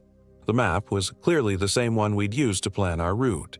Same fold marks, same coffee stain in the upper right corner where Mike had spilled his breakfast 3 days ago. "Maps don't change themselves, Mike." "I know that," he snapped, "but this isn't right. None of this is right. We hiked north anyway, following a game trail that wasn't marked on any map but seemed to know where it was going. The forest grew darker and more oppressive as we climbed, the trees pressing in from both sides until we were walking through a green tunnel barely wide enough for our packs. The air smelled wrong, too. Not the clean pine and granite scent of high mountains, but something organic and rotten, like meat left too long in the sun. Around noon, we stopped for lunch in a small clearing where the trail split in 3 directions. Mike pulled out his compass, but the needle spun lazily in circles, unable to find magnetic north. We tried to use the sun for navigation, but the overcast sky made that impossible. "We're lost," Mike said, stating the obvious. "No shit, Sherlock." He looked at me with an expression I'd never seen before, pure, primal fear. "Ryan, I think we need to go back." "Back where? The lake?" "Back to the truck, back to civilization. This place, there's something wrong with it." I wanted to agree with him, but when I looked back the way we'd come, the trail had vanished. The forest behind us was a solid wall of trees and undergrowth, as if we'd emerged from solid rock. "Which way do you think we came from?" I asked. Mike spun in a slow circle, studying the tree line. Every direction looked the same, dark, impenetrable forest stretching away into shadow. "I don't know," he whispered. "I can't tell." We chose the middle trail and kept walking because the alternative was sitting down and waiting to die. The path climbed steadily, switching back and forth up a steep mountainside that wasn't marked on any map. As we gained elevation, the trees began to change. The familiar pines and firs gave way to species I didn't recognize, twisted, gnarled things with bark that looked almost like human skin and leaves that rustled without any wind. That's when we found the bones. They were scattered along the trail like mile markers. First a deer skull picked clean and white, then a collection of what might have been bare ribs, then something that was definitely human. A complete skeleton sat against a tree trunk just off the trail, still wearing the rotted remains of hiking clothes. A modern pack lay beside it, partially buried under years of fallen leaves. Mike approached the skeleton with the mechanical movements of someone in shock. He reached out and touched the skull, and it crumbled into powder. "How long do you think he's been here?" I asked. "Years," Mike said. "Maybe decades." He was examining the pack now, brushing away the leaf mold. The fabric was completely rotted, but the metal frame was still intact. "But look at this gear. This pack design is only about 5 years old." The implications hit us both at the same time. Either this hiker had died much more recently than the condition of his bones suggested, or time moved differently here, aging some things while leaving others untouched. Mike opened the pack's main compartment and pulled out a soggy mass that might have once been a sleeping bag. Underneath it was a plastic bag containing a journal, its pages swollen with moisture but still partially readable. Mike opened it to the last entry. Day 8. Can't find the trail back. David went to get water from the creek 3 hours ago and hasn't come back. Keep hearing him calling my name from different directions, but when I follow the voice, there's no one there. Getting dark again. The fire won't stay lit, keeps changing colors and going out. Something is watching us from the trees. Something that knows our names. Day 9. David came back this morning, but he's wrong. He won't talk, just stares at me with those black eyes. When he smiles, I can see too many teeth. He keeps asking me to come closer, to let him touch me.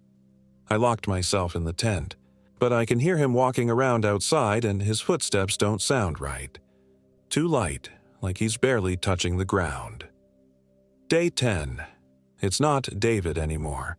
I don't know what it is, but it's wearing David's face like a mask. It's been talking to me all night in David's voice, telling me about the things it's going to do to me, about how hungry it is, about how long it's been waiting for fresh meat. I'm going to try to run at first light. If anyone finds this, don't trust your friends. Don't trust anyone who comes back from the woods different than they went in. The journal ended there. Mike closed it and looked at me with eyes that had gone wide and white. "Ryan," he said slowly, "what if that thing at the lake last night wasn't me sleepwalking?" Before I could answer, we heard someone calling our names from deeper in the forest. It was Mike's voice, unmistakably Mike's voice, shouting for help. But Mike was standing right beside me. "Help me," the voice called.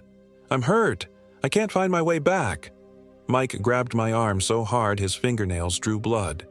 "That's not me," he whispered. "That's not me, Ryan." "Mike, Ryan, where are you guys? I think I broke my leg." The voice was getting closer, crashing through the underbrush toward our position. And then, impossibly, it split into two voices.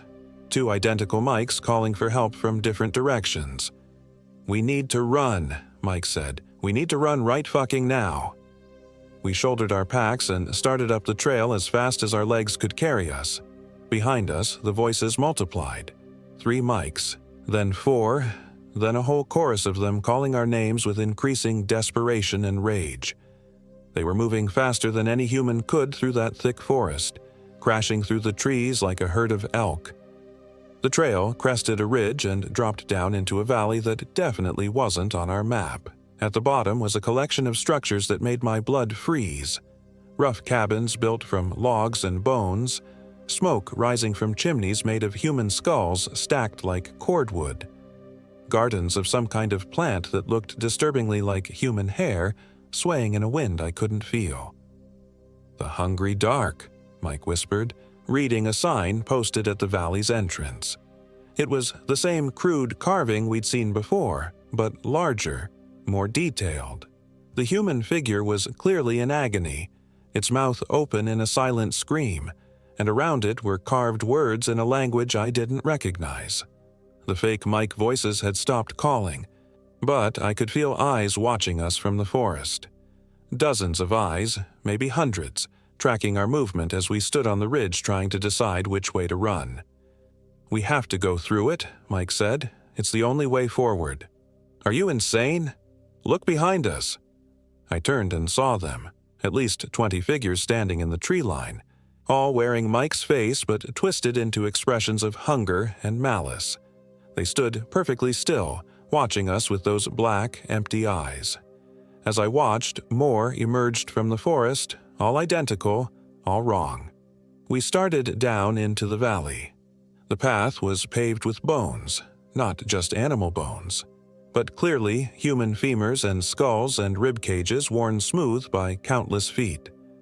The cabins were empty, but warm air flowed from their open doorways, carrying the smell of cooking meat and something else, something sweet and rotten that made my stomach clench.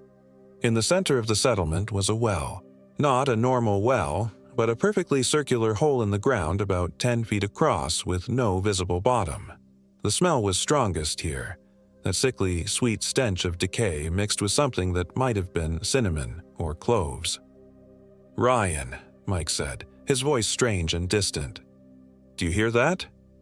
I stopped and listened.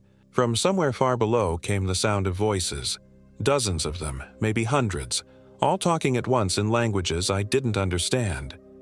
But underneath the babble, I could hear something else, a rhythmic thumping, like a massive heartbeat echoing up from the depths. Mike was walking toward the well. "Mike, don't." He reached the edge and looked down. When he turned back to me, his eyes were black again, but this time I could see something moving behind them, something that used his face like a window. "It's so beautiful down there, Ryan," he said in that faraway voice. "They're all waiting for us. All the lost hikers, all the missing campers. They want us to join them." "Mike, that's not you talking." He smiled, and I could see too many teeth in his mouth. Rows of them, sharp and white like a shark's. "It's still me, just better, hungrier." He took a step toward me. "Don't you want to know what it feels like?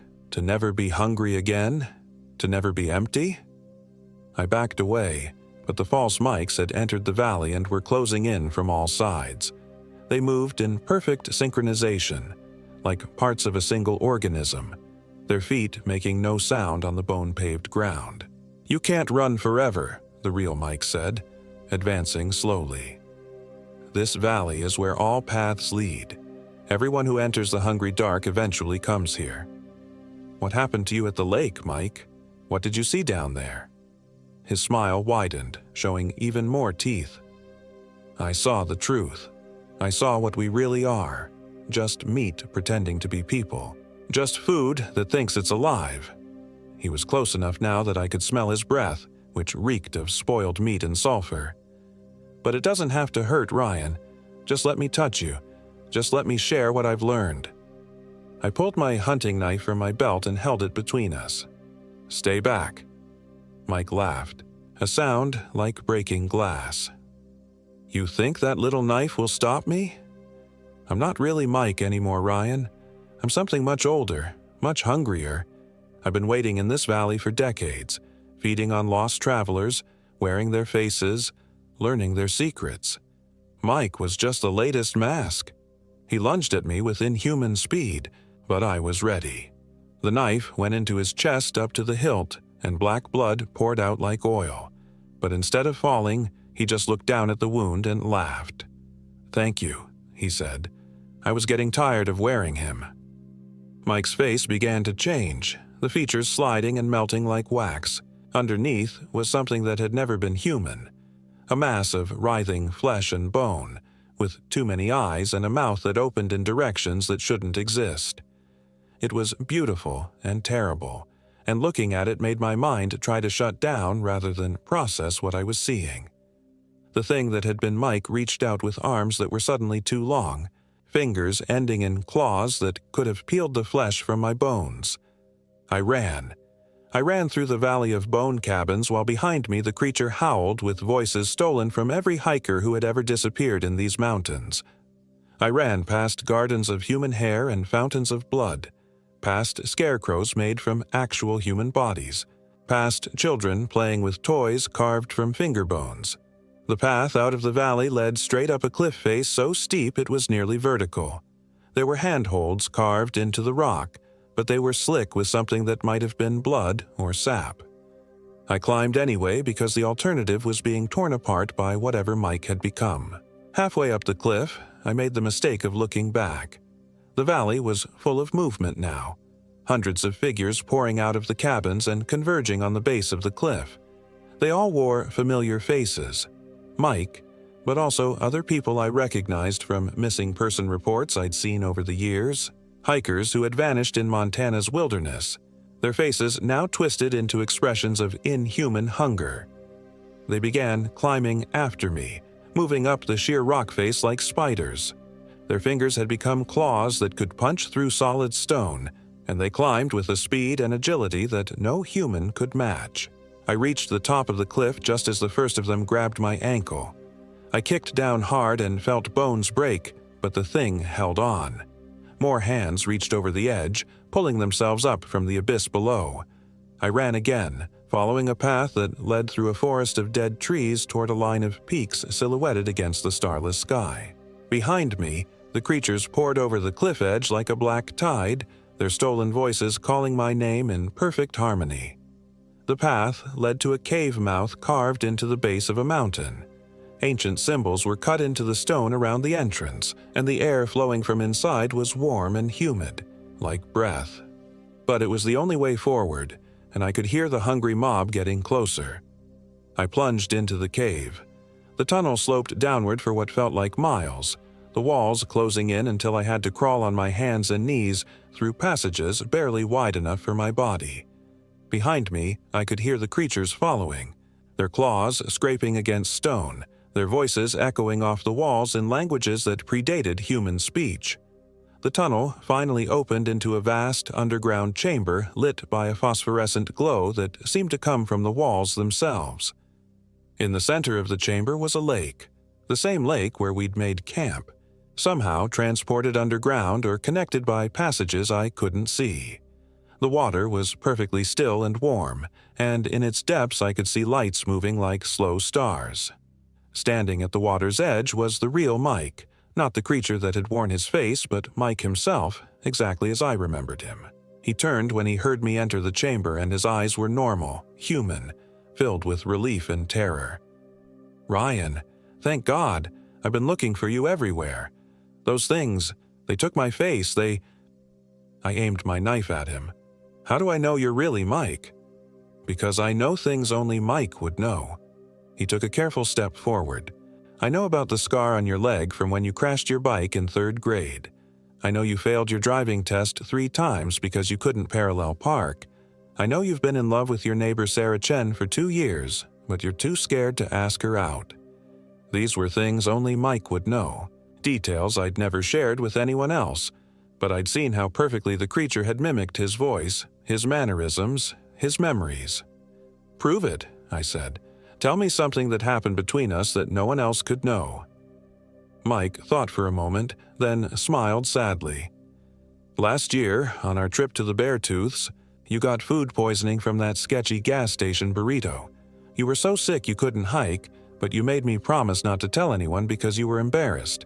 I spent 2 days taking care of you while you puked your guts out, and you kept apologizing for ruining the trip. But it wasn't ruined. Ryan, it was one of the best trips we'd ever taken, because I got to be a real friend to you. Only Mike would remember that. Only Mike would know how ashamed I'd been, how convinced I was that I'd let him down.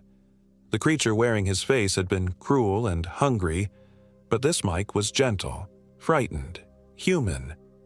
It's really you, I said, lowering the knife. Yeah, it's really me, and we need to get out of here before they find us. But as he spoke, I noticed something that made my blood turn to ice. Mike was standing in the shallow water at the edge of the lake, and I could see his reflection clearly on the surface. But while Mike looked normal, his reflection was wrong. It had black eyes and too many teeth, and it was smiling while the real Mike spoke. Mike, I said carefully, step away from the water. Why? Just step away from the water. Mike looked down at his reflection and saw what I was seeing. For a moment, his face went slack with horror. Then he looked back at me, and I could see the exact moment when the thing in the water took control. His eyes went black. His smile became too wide. When he spoke, his voice carried the echo of the abyss. You can't trust anyone who comes back from the woods different than they went in, he said, quoting the journal we'd found. But what if they were never really gone? What if the thing in the water has been wearing your friend's face since the moment he stepped into the lake? I realized with sick certainty that I'd been talking to the creature all along. The real Mike, the Mike who had walked into that phosphorescent lake on our first night, was probably dead, his body floating somewhere in the warm depths while this thing learned to wear his identity like clothing. How long? I asked. Since the lake. Since the very first night. I've been practicing being Mike, learning his mannerisms, his memories, his fears. I'm quite good at it, don't you think? The thing wearing Mike's face tilted its head with predatory curiosity. The only question now is whether you'd prefer to die as yourself or live as my next mask. The creature stepped out of the water, and with each step it took, its appearance shifted slightly. Sometimes it was Mike, sometimes it was the skeletal hiker from the trail, sometimes it was people I didn't recognize.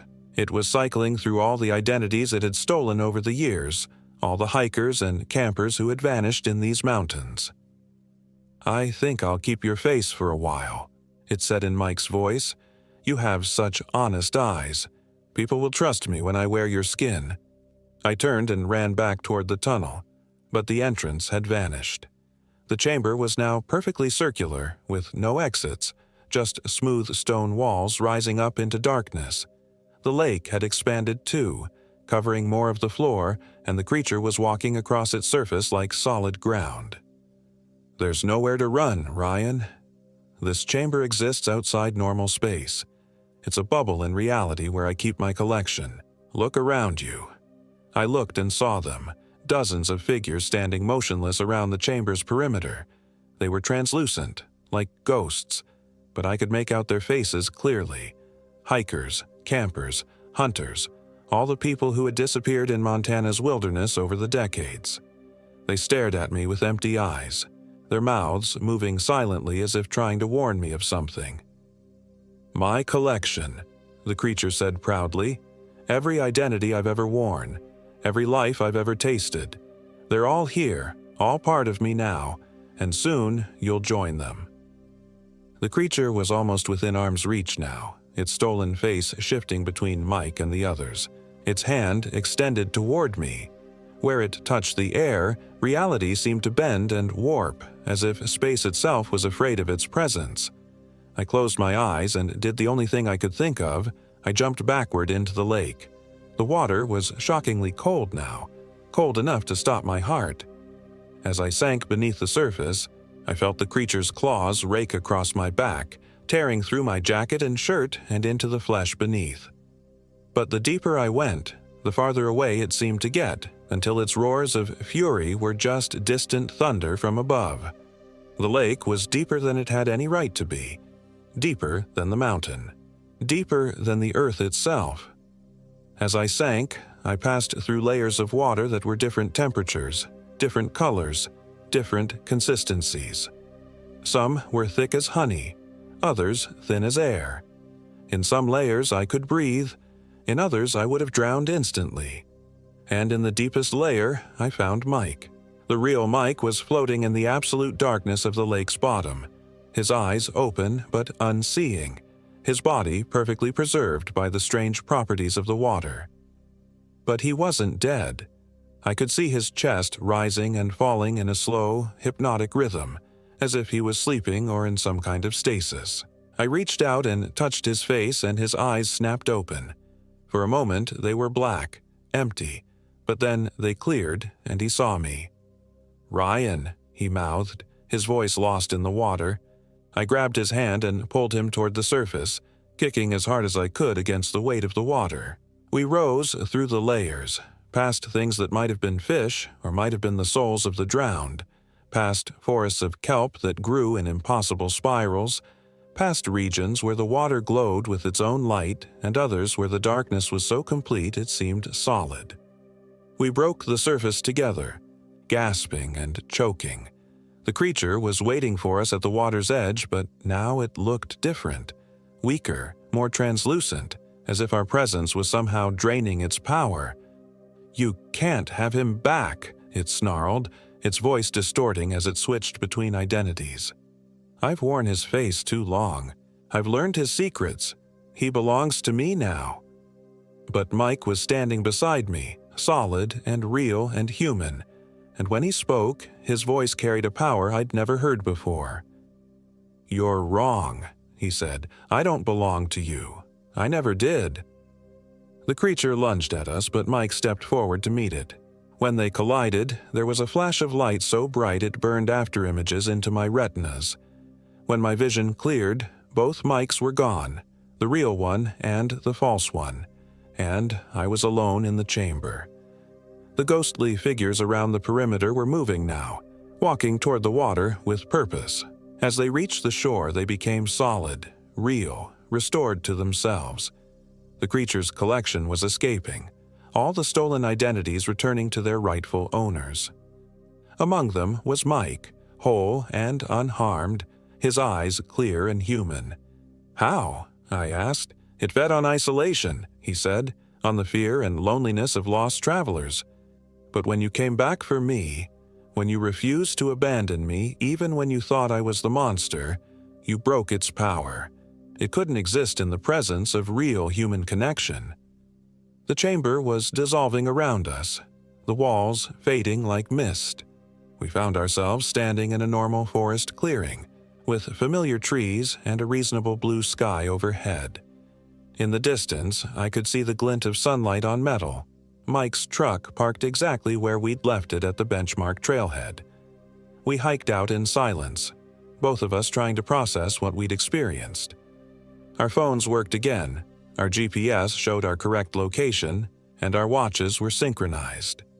It was as if the hungry dark had never existed, as if we'd simply had a normal camping trip in the Montana wilderness. But I knew better. I carried the scars on my back where the creature's claws had raked me. Mike still woke up screaming some nights, reliving his time in that underwater limbo. And sometimes, when we made our annual trips to different mountains, different forests, we'd catch glimpses of things that shouldn't exist. Faces in the trees, voices calling from empty valleys, signs pointing toward places that weren't on any map. The wilderness has many faces, and not all of them are friendly. There are places where hungry things wait in the dark, where the boundary between our world and theirs grows thin. But there are also places where human courage and connection can overcome even the darkest powers. Mike and I still take our annual trips, but we never go back to Montana. We stick to well-traveled trails, camp in designated sites, carry GPS beacons and satellite phones.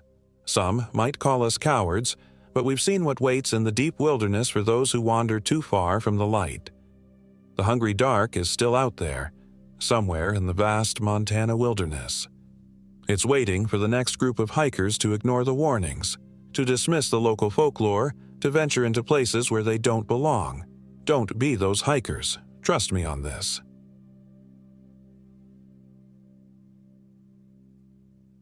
My name is David Jones, and I am 34 years old. This happened in the Absaroka Beartooth Wilderness near Cook City, Montana, in October of last year. I should have listened to the warning signs. The way the park ranger's eyes lingered a beat too long when I mentioned the trail I planned to take. The deliberate pause before he handed me the permit. The way he said, "Be careful out there," with an inflection that suggested he meant something more than watching for bears. But I was desperate for solitude.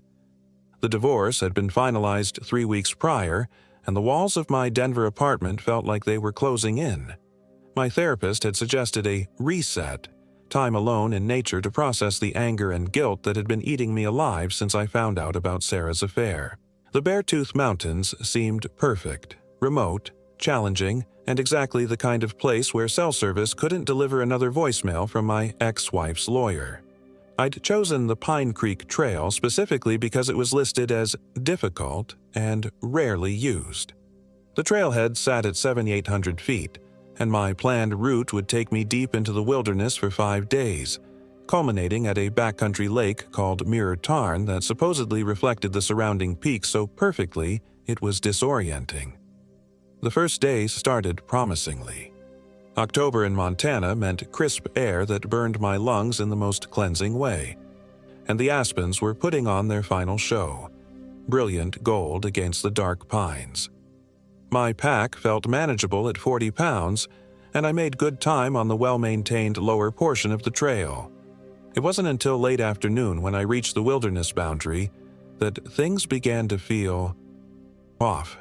The trail markers, which had been consistent every quarter mile, suddenly became sporadic, then absent altogether. I stopped to check my GPS, but the screen showed nothing but static snow. I turned it off and on again. Same result. No big deal, I told myself. Technology fails in the mountains. That's why I'd brought a compass and paper maps. But when I unfolded the topographic map, the trail I'd been following for 6 hours simply wasn't there. According to the map, I should have been standing in the middle of an unnamed creek. I looked around. No creek, just the narrow dirt path winding upward through increasingly dense pine forest. I must have misread the terrain. Mountain navigation could be tricky, especially when fatigue set in. I marked my position on the map as best I could estimate and continued hiking. The sun was getting low, and I needed to find a good campsite. The wrongness intensified as darkness approached. The forest had gone completely silent. No bird calls, no rustle of small animals, not even the whisper of wind through the pines.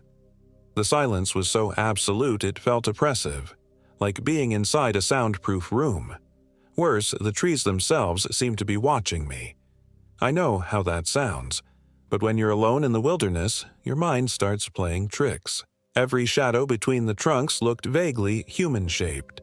Every cluster of branches resembled gnarled fingers reaching toward the trail. I found a small clearing just as the last light was fading and set up camp with efficient, practiced movements. Tent, sleeping bag, camp stove, the familiar ritual usually calmed my nerves. But as I lit the stove to heat water for dinner, the flame burned an odd blue-green color.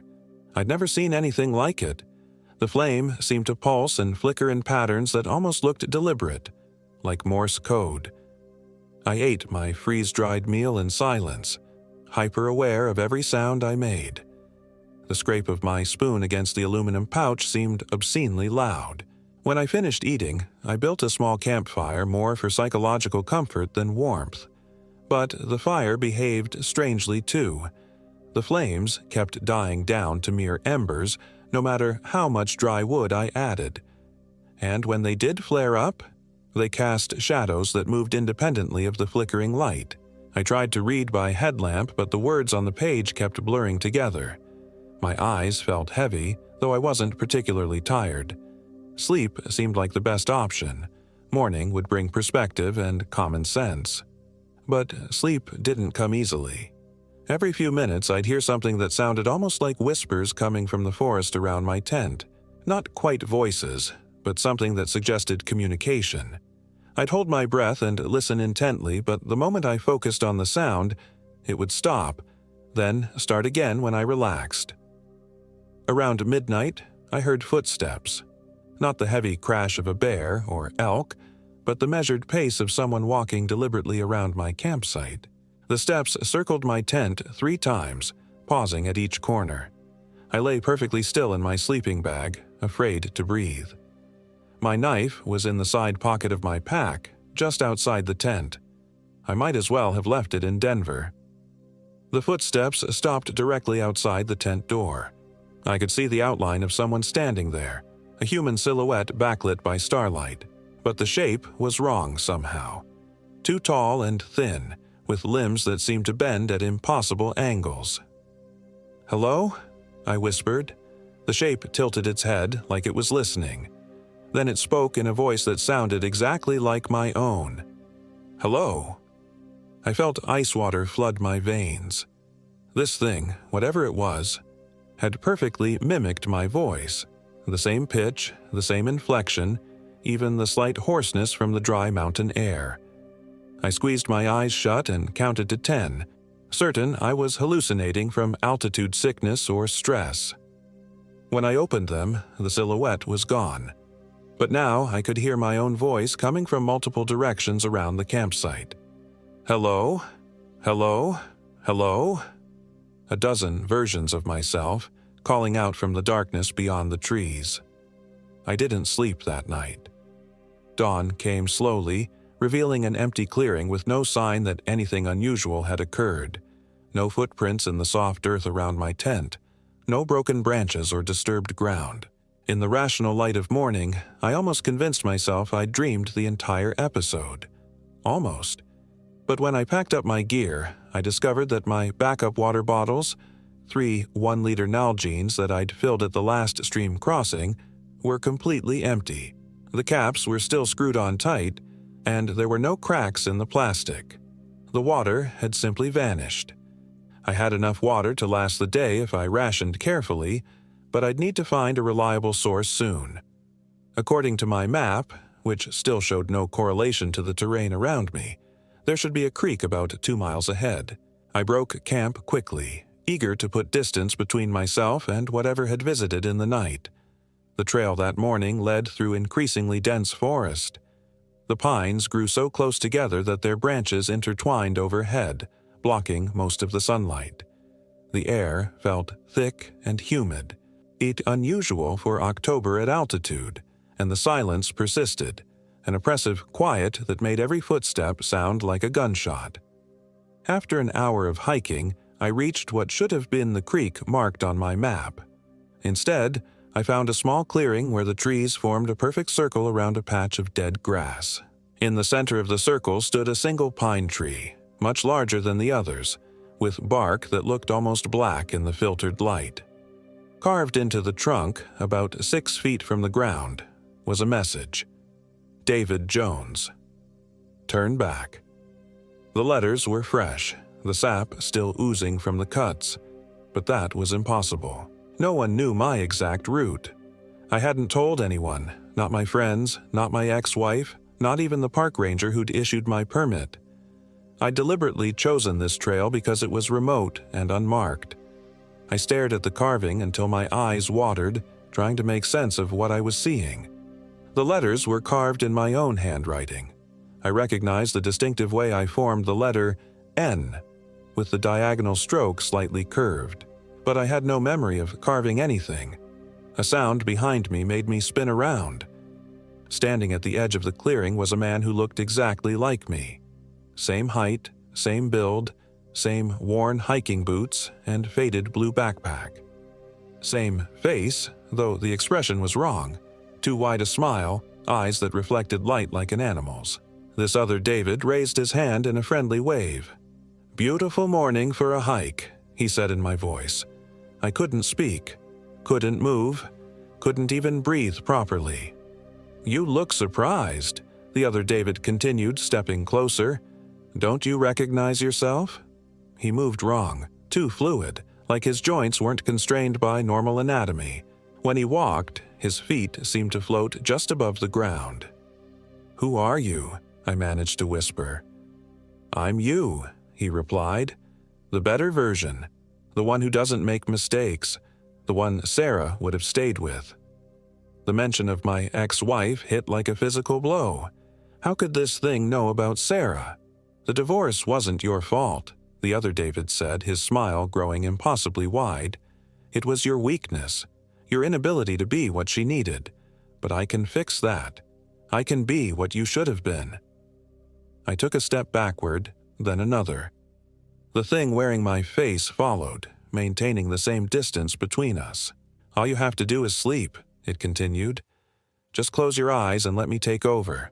I'll handle everything from here. I'll go back to Denver and win Sarah back. I'll be the David Jones you never could be." I turned and ran.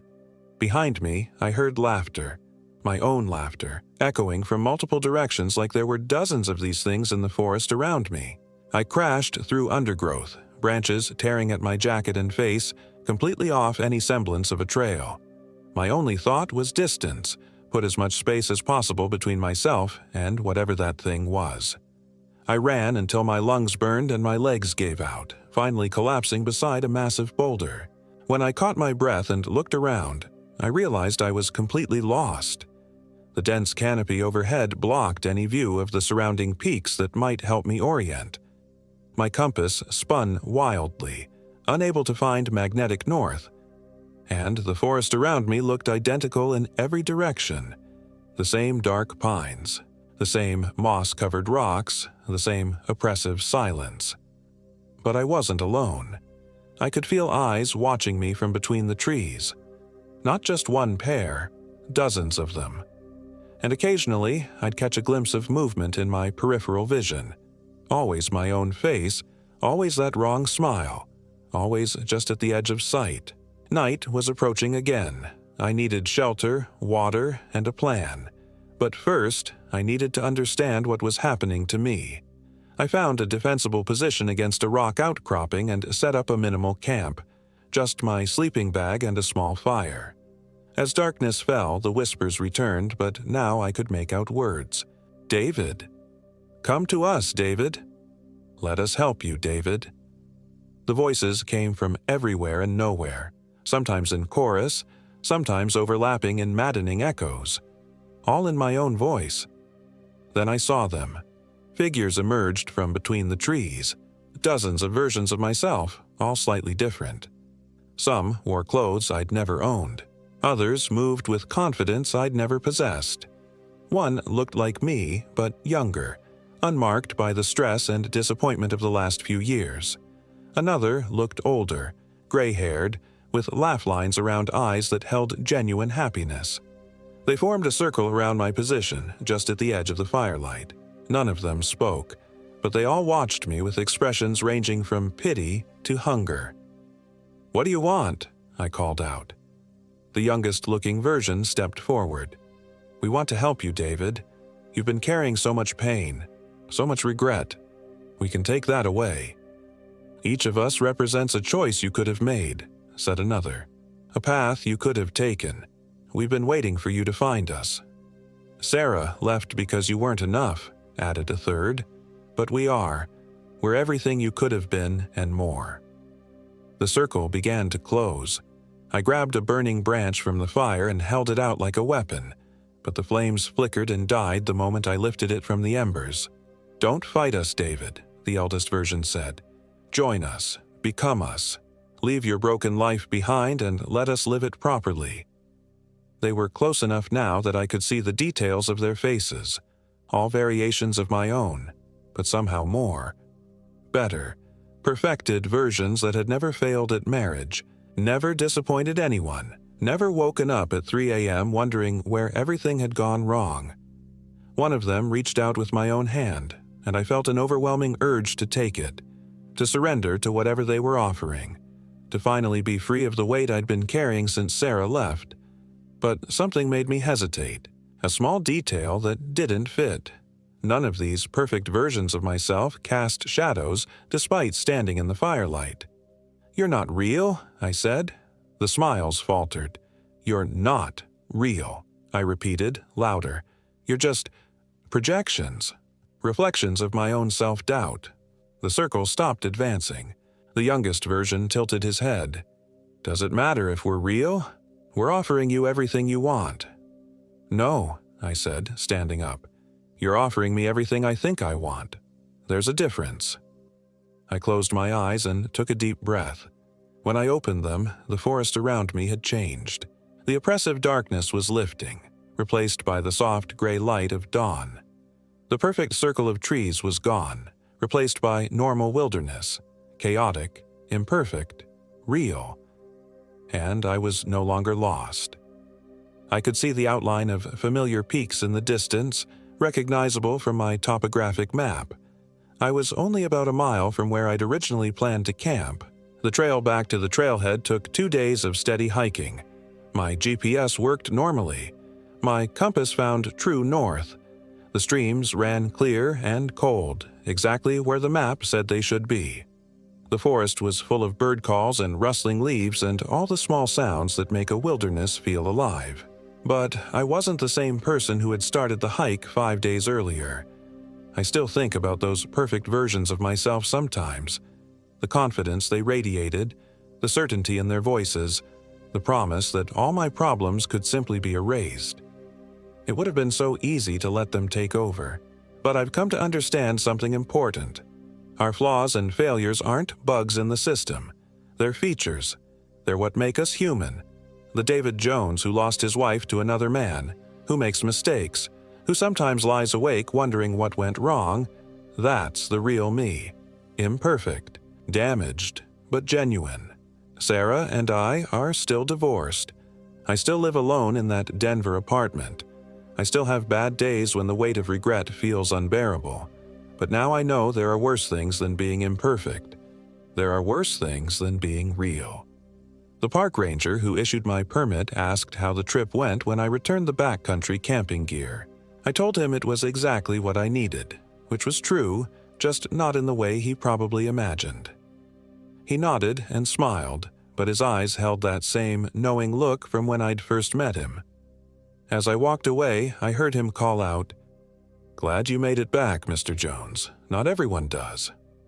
I turned around to ask what he meant, but the ranger station was empty. The door was locked and a sign in the window said, "Closed for season." According to the date on the sign, it had been closed for 3 weeks. I drove back to Denver that afternoon, watching the mountains recede in my rearview mirror. Part of me wondered if I'd ever really been there at all, or if the whole experience had been some kind of elaborate hallucination brought on by stress and altitude. But that night, when I was unpacking my gear, I found something that shouldn't have been there.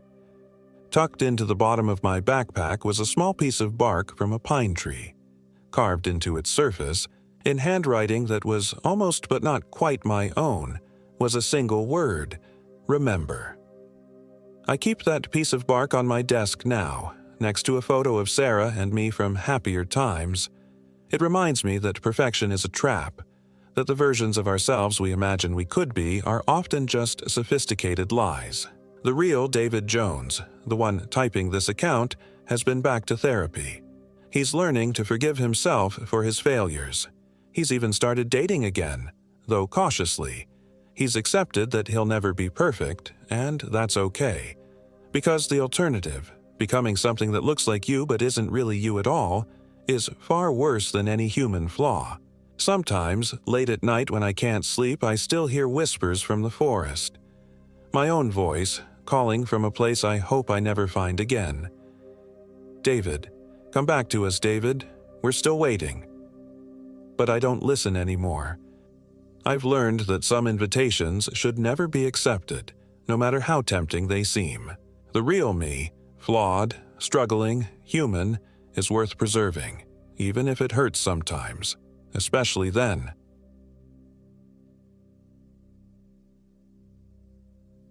My name is Michael Williams, and I am 34 years old. This happened in the remote backcountry near the Chinese Wall in Montana's Bob Marshall Wilderness, a place so isolated that cell towers are just a distant memory, and the nearest road is a 2-day hike through terrain that could kill you if you make one wrong step. David Jones and I had been planning this trip for months. We'd been friends since college, bonded over our shared love of photography and an almost compulsive need to escape the suffocating routine of our office jobs in Missoula. David worked in insurance adjusting, spending his days documenting other people's disasters, while I pushed papers for the Forest Service. We both needed something real, something that reminded us we were still alive. The Chinese Wall seemed perfect, a massive limestone escarpment that rises like a fortress from the wilderness floor, stretching for 13 miles through some of the most untouched country left in America.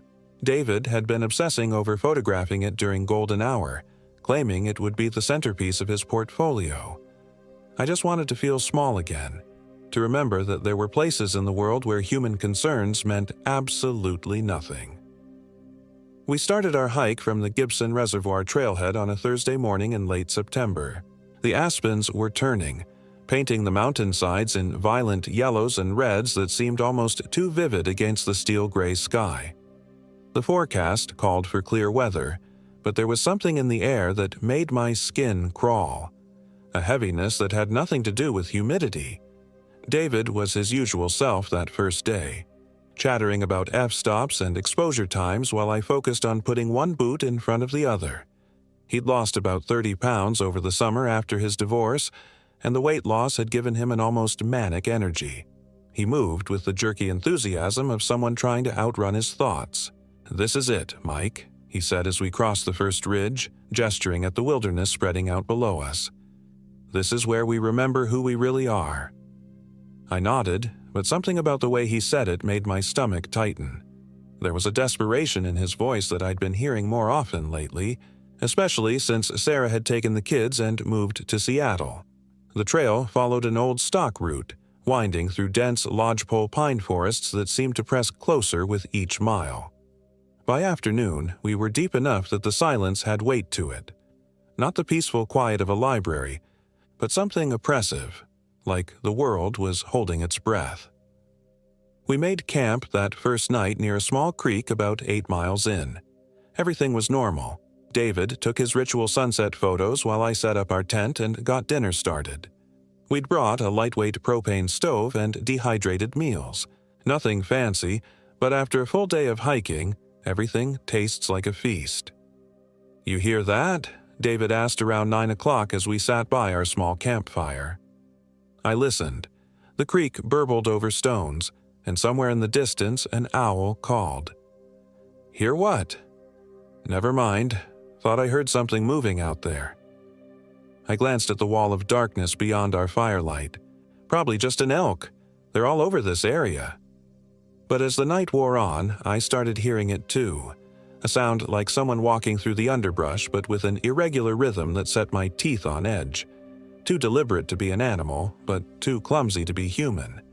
Every time I focused on it, the sound would stop, leaving only the creek and the whisper of wind through pine needles. David was restless all night. I could hear him shifting in his sleeping bag, muttering under his breath. When I asked if he was okay, he claimed he was fine, just excited about reaching the wall the next day. We broke camp early, wanting to cover the remaining 12 miles before the afternoon thunderstorms that tend to build up around the Continental Divide. The trail climbed steadily, switchbacking through increasingly sparse forest as we gained elevation. David's mood seemed to improve with the altitude, and by midday he was back to his old self, pointing out interesting rock formations and wildlife tracks. It was around 2 in the afternoon when things started to go wrong. We'd stopped for lunch at a small meadow about 3 miles from the Chinese Wall. David was checking his GPS while I filtered water from a nearby spring. The device kept beeping and resetting itself. "This piece of shit is acting up again," he said, tapping the screen. "It keeps showing us in completely different locations." I looked over his shoulder. The display showed our position jumping erratically across the map, first placing us near Glacier National Park, then somewhere in Wyoming, then back to roughly where we should be. "Technology," I said, trying to keep things light. "That's why I brought paper maps." But when I pulled out my topographic map, something made my blood run cold. The contour lines seemed to shift when I wasn't looking directly at them, and the landmarks we'd been using for navigation appeared to be in the wrong places. I blinked hard, thinking it was just fatigue, but the disorientation persisted. "Mike, look at this." David was staring at his camera's LCD screen with an expression I'd never seen before, part confusion, part terror. He showed me the image he'd just taken of the meadow. In the photo, the tree line was completely different. Where we could see a gentle slope rising toward the wall, the camera had captured a steep cliff face covered in strange symbols that looked like they'd been carved into the rock. "That's not possible," I said. But even as I spoke, I could feel reality becoming unreliable around us. David took another photo. This time, the image showed our meadow, but it was winter in the picture. Snow covered everything, and in the background, a massive structure that definitely wasn't the Chinese Wall rose into a sky the color of old blood. "We need to keep moving," I said, fighting down panic. "Maybe it's just some kind of technical glitch." But I knew it wasn't. The very air around us felt wrong, charged with a malevolent energy that made my skin crawl. The shadows were falling at impossible angles, and when I looked up at the sun, it seemed to pulse like a dying light bulb. The last 3 miles to the wall took forever. The trail kept disappearing and reappearing, sometimes branching off in directions that couldn't exist according to our maps. Twice we had to backtrack when we found ourselves walking in circles despite following what appeared to be a straight path. David stopped talking altogether. He moved like a man in a trance, placing each foot with mechanical precision while his eyes darted constantly to the trees around us. When I asked if he was okay, he just nodded without looking at me. We finally reached the base of the Chinese Wall as the sun was setting. The massive limestone escarpment rose above us like the spine of some sleeping giant, its white face catching the last rays of daylight and throwing them back in shades of orange and gold that hurt to look at directly. "It's beautiful," David whispered, and for the first time all day his voice sounded normal. We set up camp in a small clearing about 100 yards from the base of the wall. The spot offered good drainage and protection from the wind, but something about it felt wrong. The ground was soft underfoot, almost spongy, and when I kicked aside some pine needles, the soil underneath was black and had an oily consistency that stained my boots. David was already setting up his camera gear, preparing for what he called the shot of a lifetime. I focused on making camp, but every task seemed to take twice as long as it should. My hands shook as I struggled with tent stakes that seemed to bend in the soft earth, and the sleeping bags felt damp and cold despite being stored in waterproof stuff sacks. "Mike, you have to see this." David's voice was strange, flat, and emotionless. I looked up from the camp stove I'd been trying to light. He was staring through his camera's telephoto lens at the face of the wall. "What is it?" "There's something up there, about halfway up in that crack in the rock." I grabbed my binoculars and followed his gaze. At first, I saw nothing but limestone and shadow. Then something moved, and my stomach dropped. There was definitely something in the vertical crack, something that seemed to flow rather than crawl. It was too far away to make out details, but its movement was wrong in a way that made my brain hurt to process. "Probably just a mountain goat," I said, but the words felt hollow. David lowered his camera and looked at me with eyes that seemed to have too much white showing. "That's not a goat, Mike. Goats don't move like that." As if responding to his words, the thing in the crack shifted position, and for just a moment, I could swear I saw it looking back at us. The distance was too great to make out features, but I felt its attention like ice water in my veins. The temperature dropped 20 degrees in as many minutes. Our breath started showing in the air, and the campfire I'd finally managed to light began burning with flames that danced blue and green instead of orange and yellow. The unusual colors cast everything in sickly hues that made David's face look corpse pale. "I'm going to get some more firewood," David announced suddenly. "There's a good stand of deadfall about a quarter-mile back down the trail." "It's getting dark," I said. "We have enough wood for tonight." But he was already walking away, moving with that same mechanical precision I'd noticed earlier. I called after him, but he didn't respond or even acknowledge that he'd heard me. I spent the next hour trying to keep busy around camp, but my mind kept drifting to that thing on the wall. Every time I looked up at the limestone face, I expected to see it climbing down toward us, flowing like liquid shadow across the vertical rock. The fire continued burning in those impossible colors, and no matter how much wood I added, the flames stayed low and provided almost no heat. The cold seemed to be seeping up from the ground itself, turning our campsite into a pocket of winter in the middle of autumn. David had been gone for over an hour when I finally heard footsteps approaching through the trees. But something was wrong with the sound. The rhythm was off, like someone walking with a pronounced limp or favoring one leg. "David," I called out. "Yeah, it's me." His voice came from the darkness beyond the firelight, but it sounded distant and hollow, as if he were speaking from the bottom of a well. He emerged from the tree line carrying an armload of wood, but in the weird light from our fire, he looked different. His movements were too fluid, like his joints were working in ways human joints shouldn't. And when he smiled at me, there were too many teeth. "Found some good wood," he said, dumping the load next to our fire. "Should keep us warm all night." But the wood he'd brought was wrong too. It was green and freshly cut, still bleeding sap, despite the fact that he'd supposedly collected deadfall, and some of the pieces looked suspiciously like bones. "Where exactly did you find this?" I asked, trying to keep my voice casual. "Just back down the trail, like I said." His smile widened, showing teeth that definitely weren't the same shape or number as they'd been that morning. "You look cold, Mike. Why don't you come closer to the fire?" I stayed where I was, hand drifting to the bear spray on my belt. "I'm fine here." David cocked his head to one side, studying me with eyes that reflected the firelight like an animal's. "You don't trust me." "Of course I trust you. You're my friend." "Am I?" The thing wearing David's face laughed, and the sound was like breaking glass. "Are you sure about that, Mike? Are you sure you really know me at all?"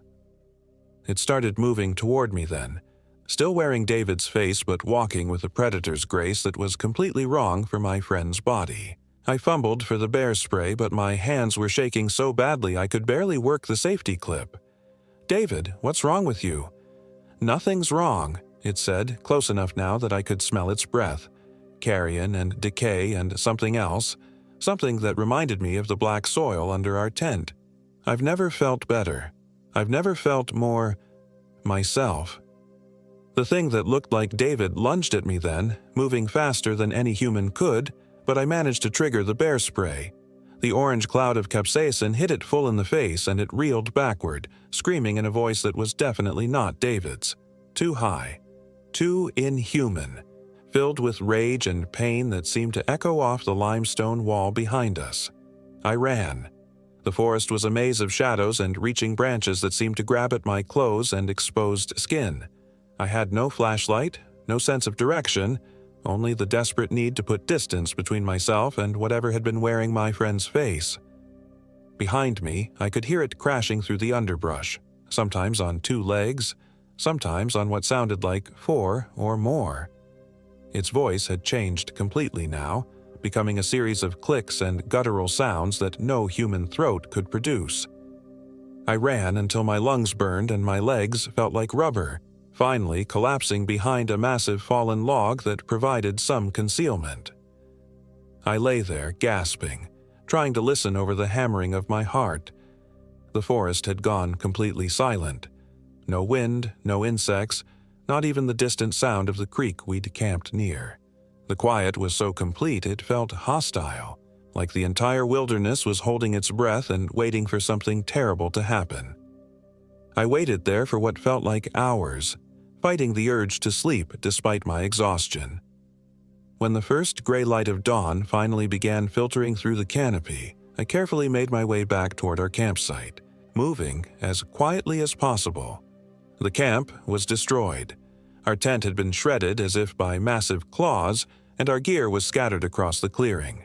The fire had burned down to cold ashes, and the strange wood David had brought was nowhere to be seen.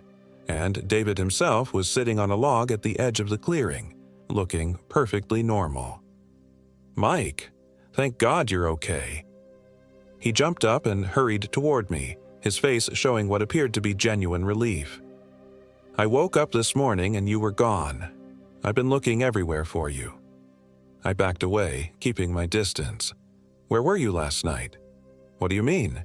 I was right here. You're the one who disappeared." He gestured at the destroyed campsite. "What the hell happened here? It looks like a bear tore through everything." His confusion seemed real, but I remembered those extra teeth, that inhuman grace. "You went to get firewood. You were gone for hours." David frowned, running a hand through his hair. "Mike, I never left camp. You're the one who walked off into the woods. I called after you, but you just kept going. I was worried sick." Looking at him now, in daylight, he seemed completely like his old self.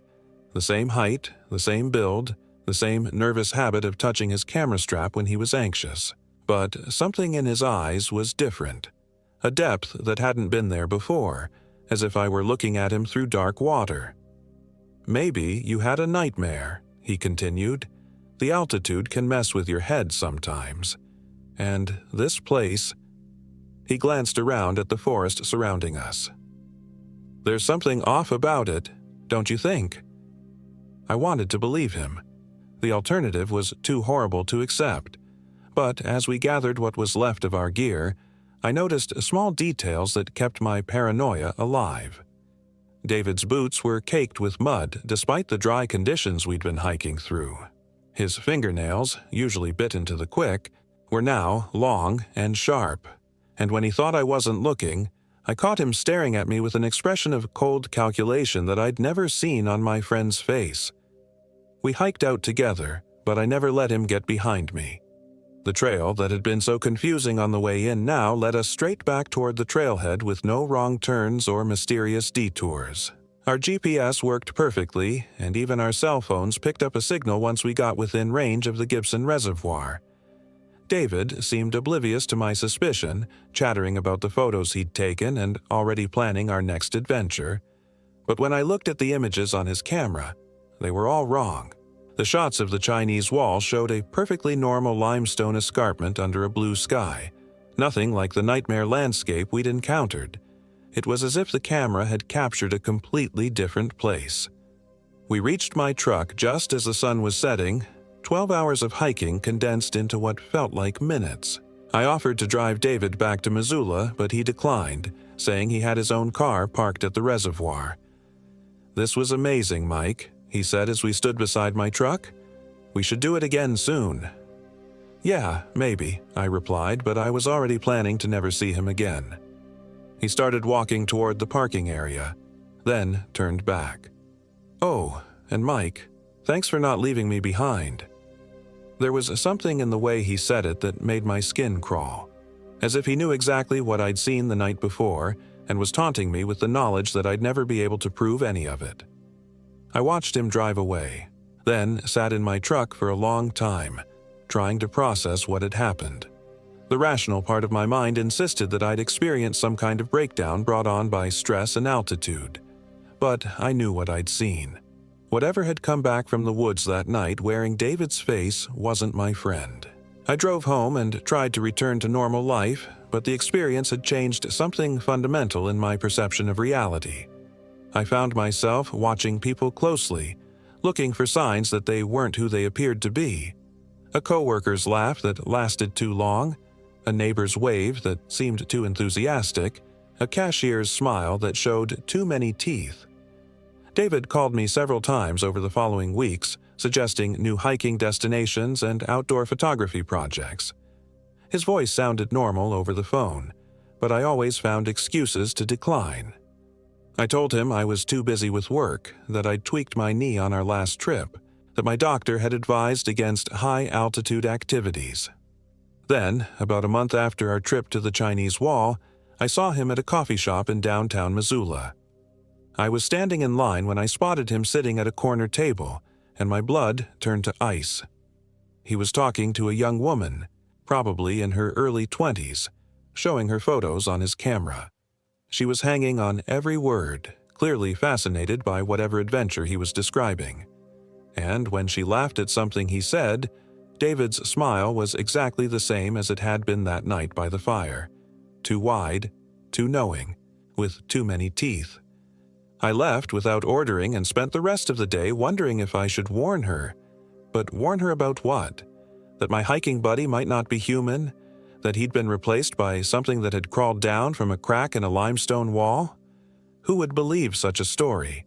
The next morning, the local newspaper ran a small item about a missing person, Jennifer Hayes, 23, last seen leaving a downtown coffee shop with an unidentified male companion.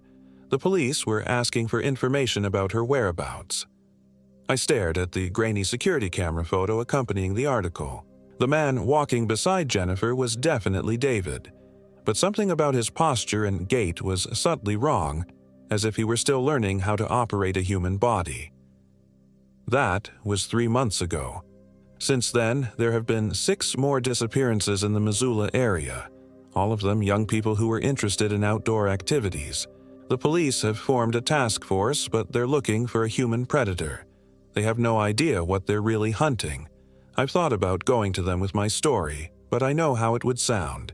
And part of me is terrified that if I draw attention to myself, David, or whatever is wearing his face, will decide I'm too much of a risk to leave alive. So I watch the news and scan the missing person reports, counting the victims and wondering how many more there will be.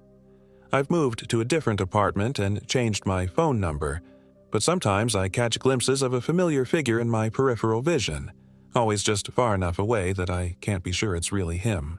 Last week, I received a package with no return address. Inside was a photo of the Chinese Wall taken from our campsite, but the image showed something I don't remember seeing. There was a dark opening in the limestone face, like a cave mouth, and something pale was emerging from it.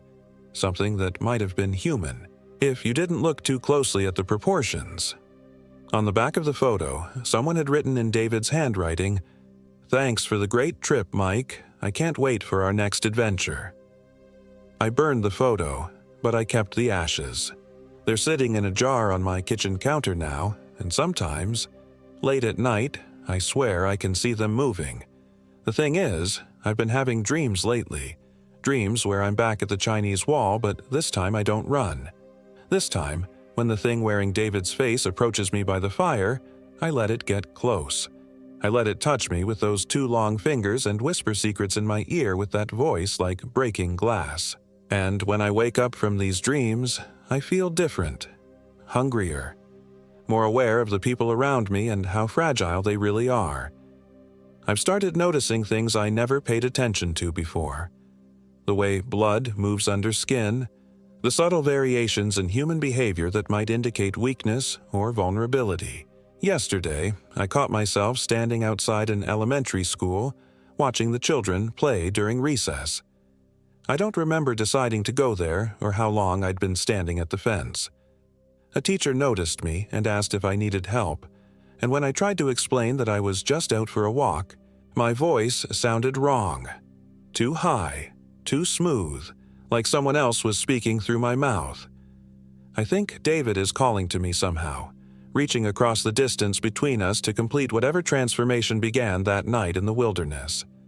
I can feel my old self slipping away piece by piece, replaced by something that understands the true nature of hunger and the exquisite pleasure of the hunt. The rational part of my mind knows I should resist, should seek help before it's too late. But that part is getting smaller every day, overwhelmed by new instincts and desires that feel more authentic than anything I've ever experienced. Tonight, I'm going back to the Chinese Wall. I've already packed my gear and plotted the route. This time, I won't run when David comes for me in the darkness. This time, I'll embrace what he's offering and finally understand what it means to be truly alive. After all, the wilderness has so much to teach us about survival, and there are so many people who need to learn. My name is Michael Williams, and I am 29 years old. This happened in the remote wilderness near Polbridge, Montana, just outside the northwestern boundary of Glacier National Park in late September, when the first snow was already dusting the peaks of the Whitefish Range. I should have known something was wrong when Jake Morrison insisted on that particular trail. Jake was always the adventurous one in our group, the guy who'd suggest cliff diving or urban exploring, or, in this case, a 4-day backpacking trip through one of the most isolated areas of northwestern Montana. But there was something different about how he'd pushed for this specific location, his pale blue eyes holding an intensity I'd never seen before when he'd spread the topographic map across my kitchen table 3 weeks earlier. "Look at this place," he'd said, his finger tracing a faint dotted line that wound through unmarked wilderness. "Barely anyone goes here. No cell towers, no ranger stations, just pure wilderness. We could go days without seeing another soul." Ryan Chen, our perpetually cautious accountant friend, had immediately started shaking his head. "That sounds like exactly the kind of place where people disappear and nobody finds the bodies until spring." But Jake had this way of convincing people. Maybe it was his easy smile or the way he could make even the most dangerous ideas sound like the adventure of a lifetime. By the end of that evening, all 4 of us, Jake, Ryan, our friend Marcus Thompson, and myself, had committed to the trip. Now, as I write this 3 months later, my hands still shake when I think about those 4 days. The therapist says writing it down might help, but I don't think anything will help. Not after what I saw. Not after what happened to Marcus. We started the hike from a tiny parking area just off the North Fork Road, about 20 miles north of Polbridge. The September air was crisp and clean, carrying the scent of pine and the first hint of winter. Our plan was simple. Follow an old hunting trail deep into the Whitefish Range. Set up camp at a remote alpine lake Jake had found on satellite images, and spend 3 days fishing and hiking before returning to civilization. The first day went perfectly. The trail was overgrown but manageable, winding through dense stands of lodgepole pine and Douglas fir. We made good time, stopping occasionally to rest and take pictures. Marcus, our amateur photographer, was in his element, constantly stopping to capture shots of the changing aspens or distant mountain peaks. "This is incredible," he kept saying, adjusting the focus on his expensive camera. "You guys don't understand how rare it is to find wilderness this untouched." Ryan seemed to relax as the day wore on, the familiar rhythm of hiking soothing his urban anxieties. Even Jake appeared to be enjoying himself normally, cracking jokes and sharing stories from his latest rock climbing adventures in Joshua Tree. We reached our planned campsite just as the sun was setting behind the western peaks. The alpine lake was everything Jake had promised, a perfect mirror of dark water surrounded by towering pines and granite walls. The silence was profound, broken only by the occasional splash of a trout rising to take an insect.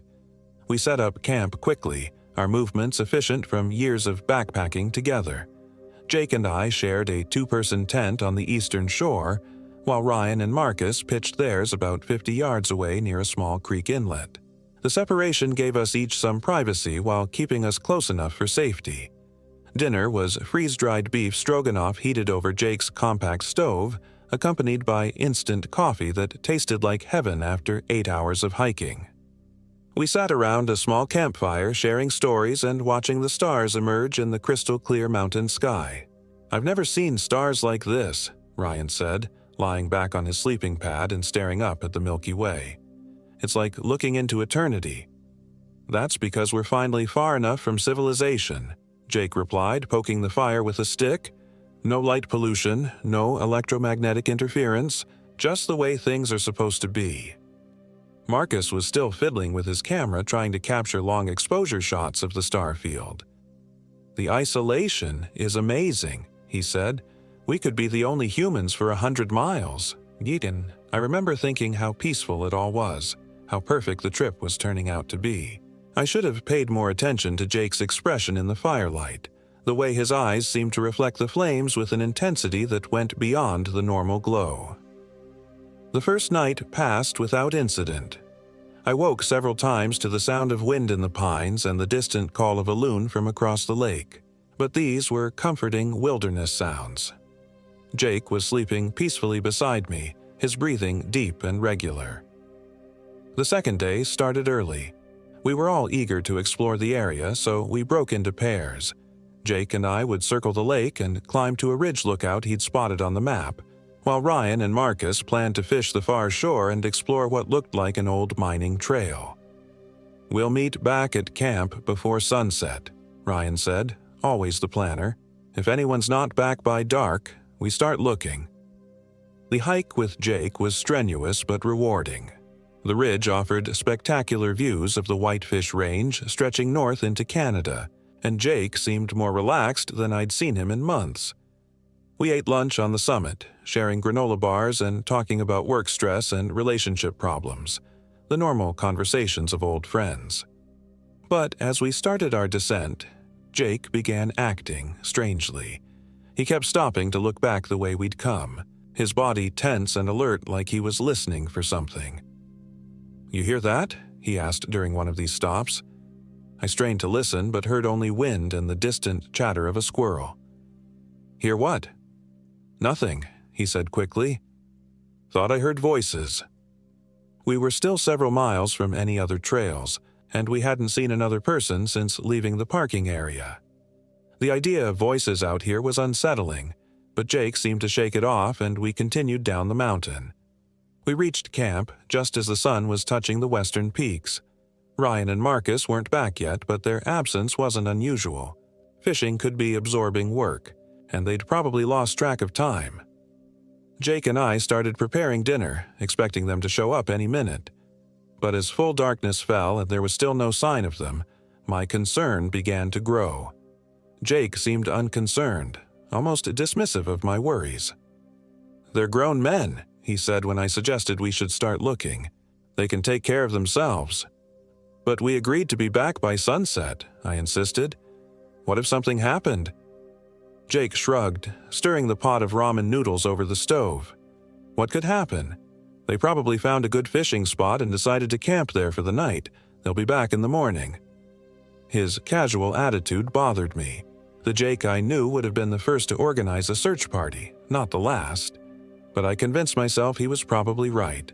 Ryan was cautious to a fault, and Marcus knew these mountains well enough. They were probably fine. I was wrong. We heard Marcus calling for help just after midnight. I woke to his voice echoing across the lake, desperate and panicked. Jake was already sitting up in his sleeping bag listening intently. "Did you hear that?" I whispered. "Yeah," Jake replied, but his voice was strange, too calm, like he'd been expecting it. We grabbed our headlamps and emergency gear and followed Marcus's voice to the far shore of the lake. We found him sitting in shallow water, soaked and shivering, his expensive camera hanging broken around his neck.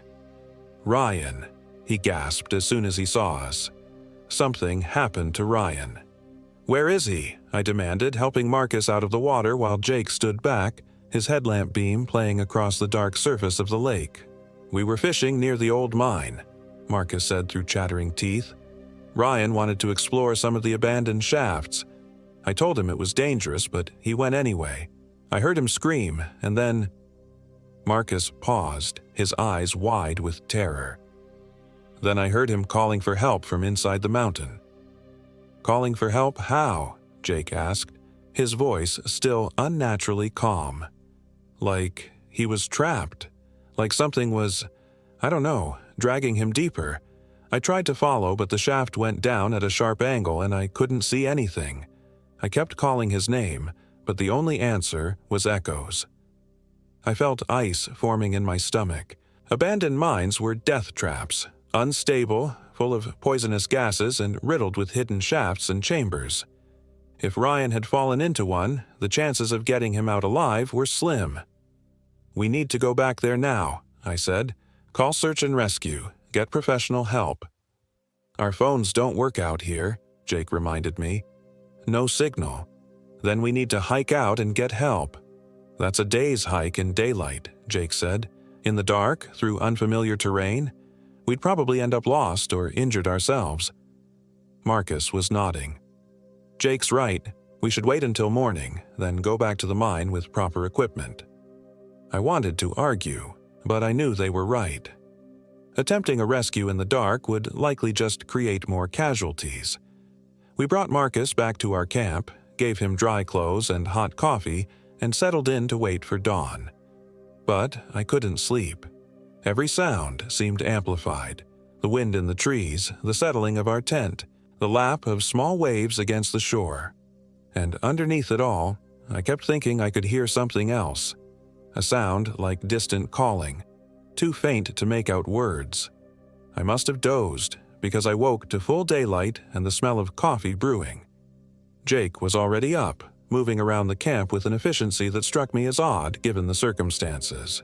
Marcus was still asleep in Ryan's tent, emotionally and physically exhausted from the previous night.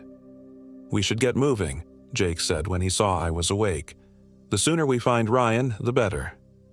I agreed, though something about Jake's demeanor continued to bother me. He seemed too focused, too calm for someone whose friend was potentially trapped in an abandoned mine. But I pushed the thought aside. People handled stress differently, and maybe this was Jake's way of coping.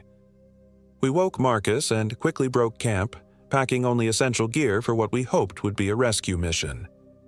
The hike to the old mine took most of the morning, following a faint trail that wound through increasingly rugged terrain. The mine entrance was a black hole cut into the mountainside, surrounded by the rusted remains of old equipment. Piles of tailings spilled down the slope like gray scabs on the landscape. A sign warning of danger was barely visible, its paint faded and peeling. "This is where you last saw him?" I asked Marcus. He nodded, pointing to the main entrance. He went in there. I waited outside for maybe 10 minutes before I heard the scream. I called Ryan's name into the darkness, my voice echoing off unseen walls. No response. Jake produced a powerful flashlight from his pack and stepped toward the entrance. "I'll go in first," he said. "Marcus, you stay here in case he comes out. Michael, you're with me." The mine shaft sloped downward at a gentle angle, shored up with rotting timber that creaked ominously as we passed.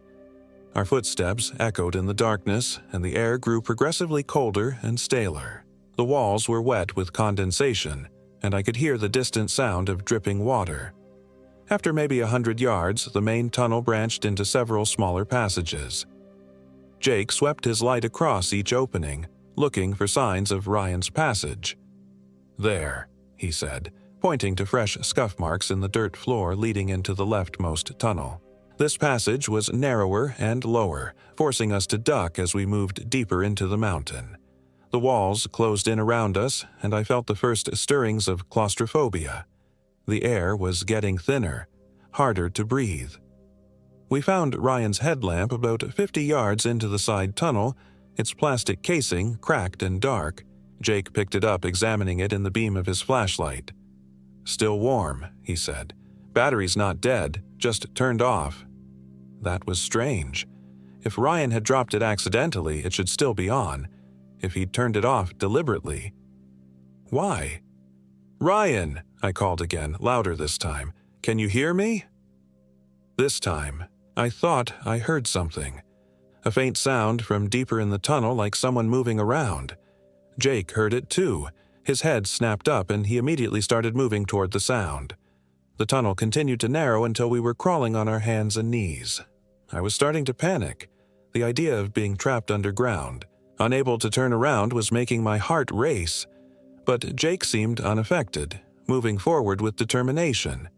"Wait," I gasped. "This is too dangerous. We need rope, proper equipment."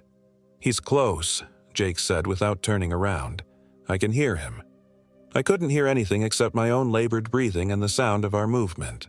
But I followed Jake deeper into the mountain, driven by the hope that we might still save our friend.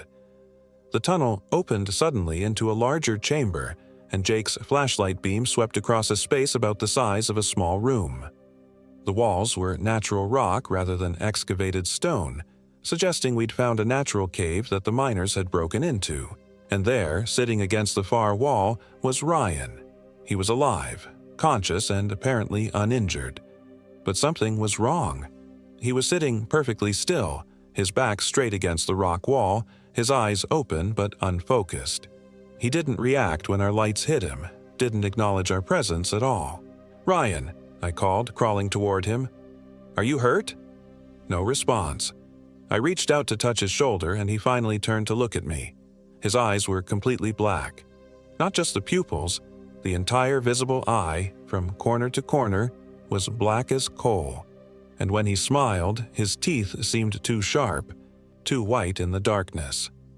"Hello, Michael," he said in Ryan's voice, but with an inflection that was completely wrong. "We've been waiting for you." I scrambled backward, my heart hammering against my ribs. That wasn't Ryan. I mean, it looked like Ryan, sounded like Ryan, but everything about his presence was wrong.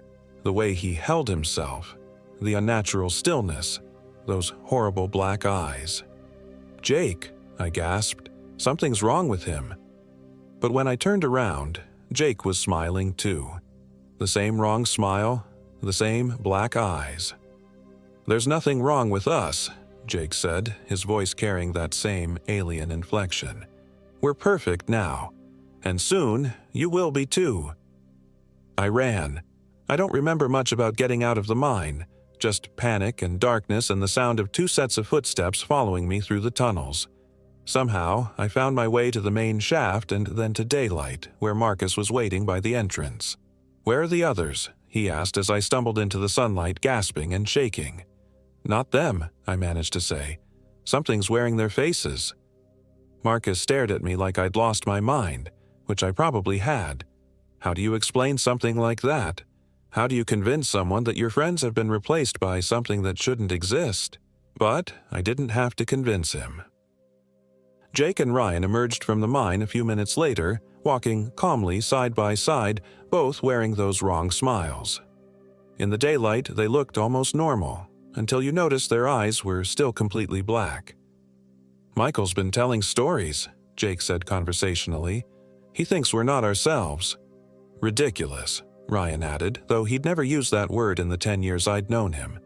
"We're exactly who we've always been." Marcus looked back and forth between them and me, confusion and growing fear written across his face. "What's going on?" "They're not them," I said desperately. "Look at their eyes." But when Marcus looked, their eyes were normal again.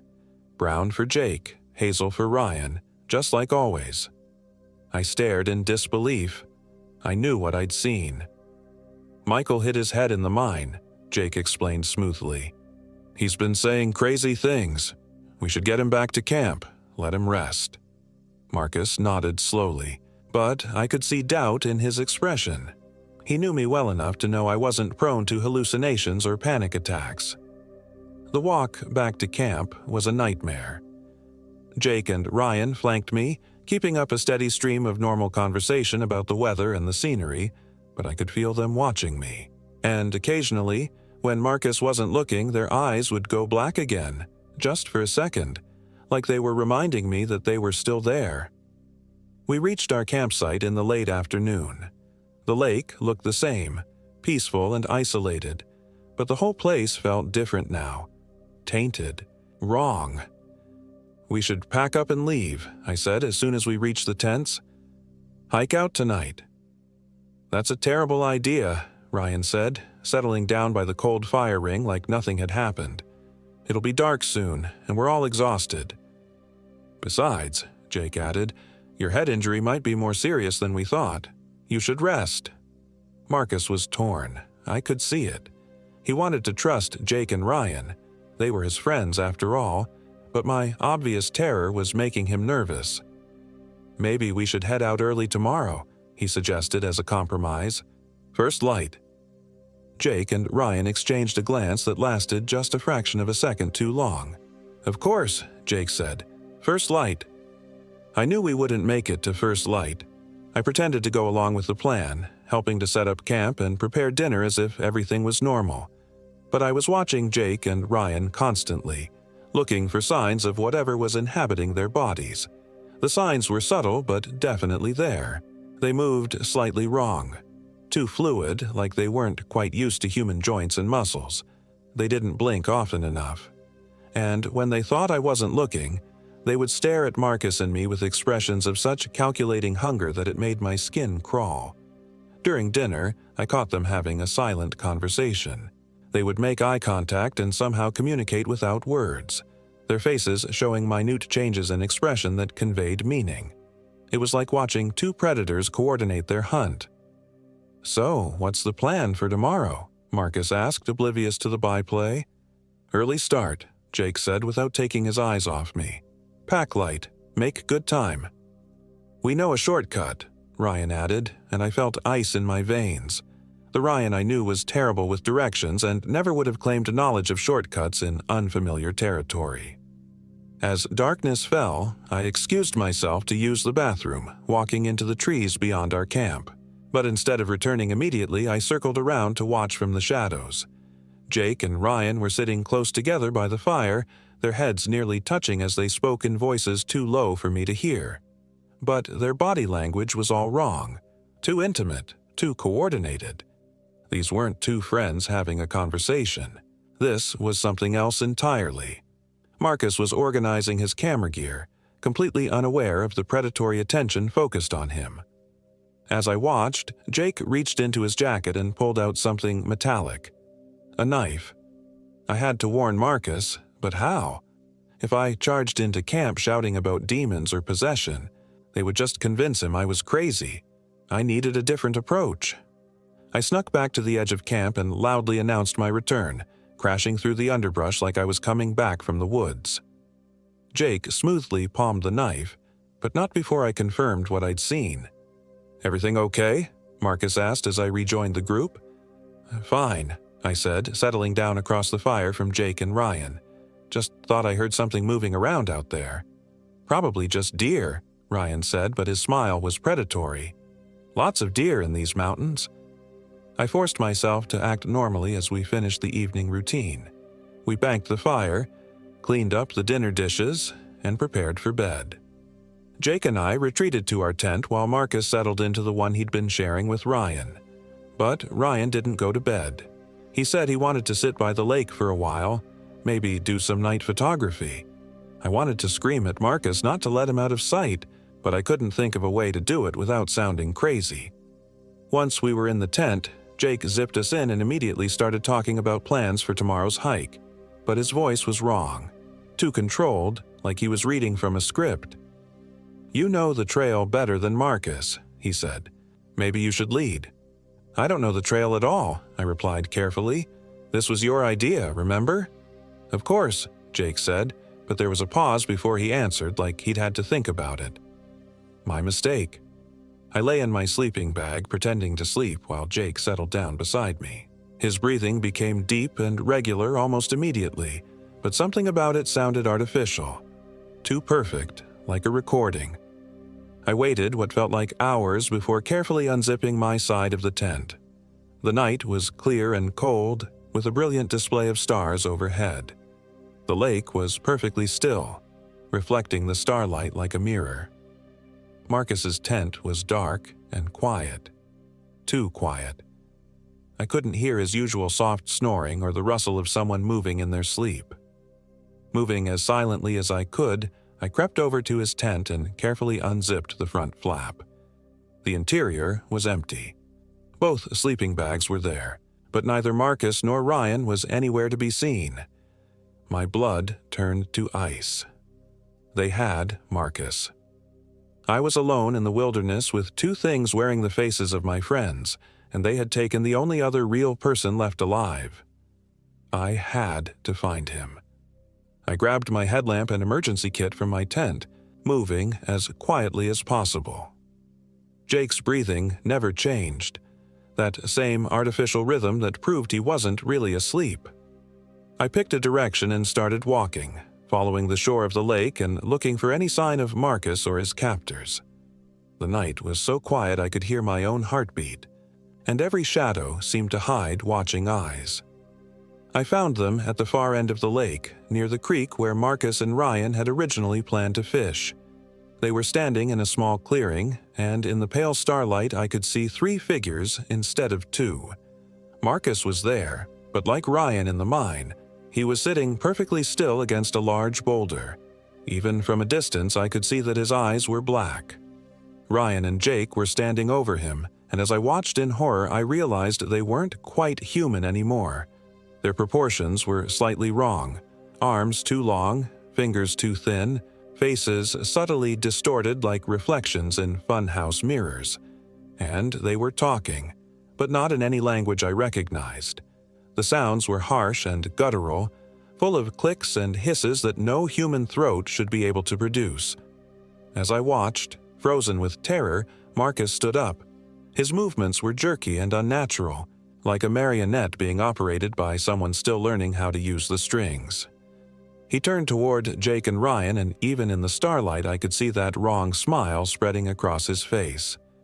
"The collection is almost complete," he said in his normal voice, but with that same alien inflection the others had used. "Only one remains." They were talking about me. I backed away slowly, trying not to make any noise, but I stepped on a dry branch that snapped with a sound like a gunshot in the still night. All 3 of them turned toward my hiding spot immediately, their black eyes reflecting the starlight like the eyes of nocturnal animals. And then they smiled in perfect unison, revealing teeth that were definitely not human anymore. I ran. I crashed through the forest without any plan except to get away, branches whipping at my face and roots trying to trip me with every step. Behind me, I could hear them following. Not running, just walking steadily, like they knew they didn't need to hurry. I realized with growing horror that they probably didn't. They knew these mountains now, knew exactly where I could go and how long it would take me to get there. And I was just one panicked human stumbling through the darkness while they were something else. I made it back to our camp and quickly started throwing essential supplies into my day pack. Food, water, first aid kit, emergency shelter. I had to get to the trail and then to the parking area where I'd left my car. It was at least a day's hike, but it was my only chance. As I was stuffing my sleeping bag into the pack, I heard Jake's voice from our tent. "Michael, where are you going?" I froze. He was supposed to be asleep in there, but the voice was coming from an empty tent. They were playing games with me. "I know you're out there," the voice continued, still perfectly normal except for that underlying wrongness. "There's nowhere to run, you know. We'll find you eventually." I slung the pack over my shoulders and started moving toward the trail. But as I reached the edge of camp, all 3 of them stepped out of the shadows to block my path. They looked like my friends again. Normal eyes, normal proportions, normal smiles. If I hadn't seen what I'd seen, I might have been fooled. "Where are you going?" Marcus asked with apparent concern.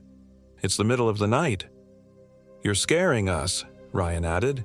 "Ever since the mine, you've been acting really strange." "We just want to help," Jake finished. I looked at their faces, faces I'd known for years, faces I trusted. And for a moment, I almost believed them. Maybe I had hit my head in the mine. Maybe this was all some kind of psychotic break brought on by stress and isolation. But then I noticed they were all standing exactly the same way, with the same slight tilt to their heads and the same expression of false concern. And they were breathing in perfect synchronization. "You're not them," I said quietly. "Of course we are," all 3 replied in unison, and their voices overlapped in a way that made my skin crawl. I bolted to the left, away from the trail, crashing through the underbrush in blind panic. I heard them laugh behind me. Not 3 separate laughs, but one laugh coming from 3 throats. I ran until I couldn't run anymore, following deer trails and creek beds through terrain I didn't recognize. When I finally stopped, gasping and exhausted, I was completely lost in miles of empty wilderness. But at least I was alone. I spent the rest of the night huddled under a fallen log, too terrified to sleep. Every sound made me jump. The wind in the trees, the crack of settling wood, the distant call of an owl. I kept expecting to see those familiar faces emerging from the darkness, wearing their wrong smiles. As dawn broke, I tried to get my bearings. I was in a narrow valley I didn't recognize, surrounded by peaks that all looked the same. My phone was dead, my GPS useless without satellite coverage. I was completely lost, but being lost was better than being found by them. I started walking, following the valley floor and hoping it would eventually lead me to a road or trail or some sign of civilization. The day was clear and cold, and I made good time despite my exhaustion. It was around noon when I heard the helicopter. The sound echoed off the valley walls, making it hard to determine direction, but I knew it was real. Someone was looking for us. I climbed to the highest point I could find and started signaling with my emergency mirror, flashing reflected sunlight toward the aircraft. The helicopter circled closer, and I could see it was a search and rescue bird. They'd spotted me. I was going to be rescued. I was so relieved I almost cried. The helicopter landed in a small clearing about half a mile away, and I jogged toward it through the thin mountain air. 2 SAR technicians were waiting for me, along with the county sheriff's deputy. "Michael Williams?" one of them called as I approached. "Yes," I gasped. "Thank God you found me." "We've been looking for you and your friends since yesterday," the deputy said. "Someone saw your car at the trailhead and reported it when you didn't come back on schedule." "My friends," I said, and then stopped. How could I explain what had happened? That my friends had been replaced by something inhuman? That they were still out there, wearing familiar faces and waiting for more victims? "Where are they?" the SAR technician asked. "Dead," I said finally. It was the only explanation that would make sense. There was an accident in an old mine. I was the only one who got out. They flew me to the hospital in Kalispell, where I spent 3 days being treated for exhaustion, dehydration, and what the doctors called acute stress reaction. I told the same story over and over, that my friends had been killed in a mine collapse while I was exploring a different part of the underground system. The search teams found our campsite and the old mine, but they never found any bodies. The official report listed Ryan Chen, Jake Morrison, and Marcus Thompson as missing and presumed dead due to mine accident. But I know they're not dead. They're still out there, in the wilderness near Polebridge, waiting for the next group of hikers to stumble into their territory. Maybe they're wearing new faces now, or maybe they've learned to hide their true nature better. I moved to Florida after that, as far from Montana as I could get. I tell people I'm afraid of mountains now, that the altitude bothers me. But the truth is, I'm afraid of isolated places where things that shouldn't exist can wear the faces of people you trust. Sometimes, late at night, I still hear Jake's voice calling my name. And sometimes I wake up to find myself researching missing persons cases in remote wilderness areas, looking for patterns that might indicate they've found other victims. The therapist says I'm projecting my survivor's guilt onto conspiracy theories. She says the human mind creates elaborate explanations for trauma it can't process normally. But last week, I got a friend request on social media from Jake Morrison. The profile picture showed his familiar smile, and the account was full of recent photos from hiking trips in various national parks. Always the same pose, always the same wrong smile, always with different groups of friends who looked happy and excited to be starting their wilderness adventures. I didn't accept the request. I deleted my account entirely and started making plans to move again. Because I know what I saw in those mountains, and I know that some things are worse than death. They're multiplication. If you're reading this and you're planning a trip to the remote wilderness areas around Glacier National Park, please reconsider. choose somewhere else, somewhere with cell phone coverage and regular ranger patrols. And if you do go, and you meet some friendly hikers who want to share their campfire or show you a great fishing spot, look at their eyes before you trust them. Look very carefully at their eyes.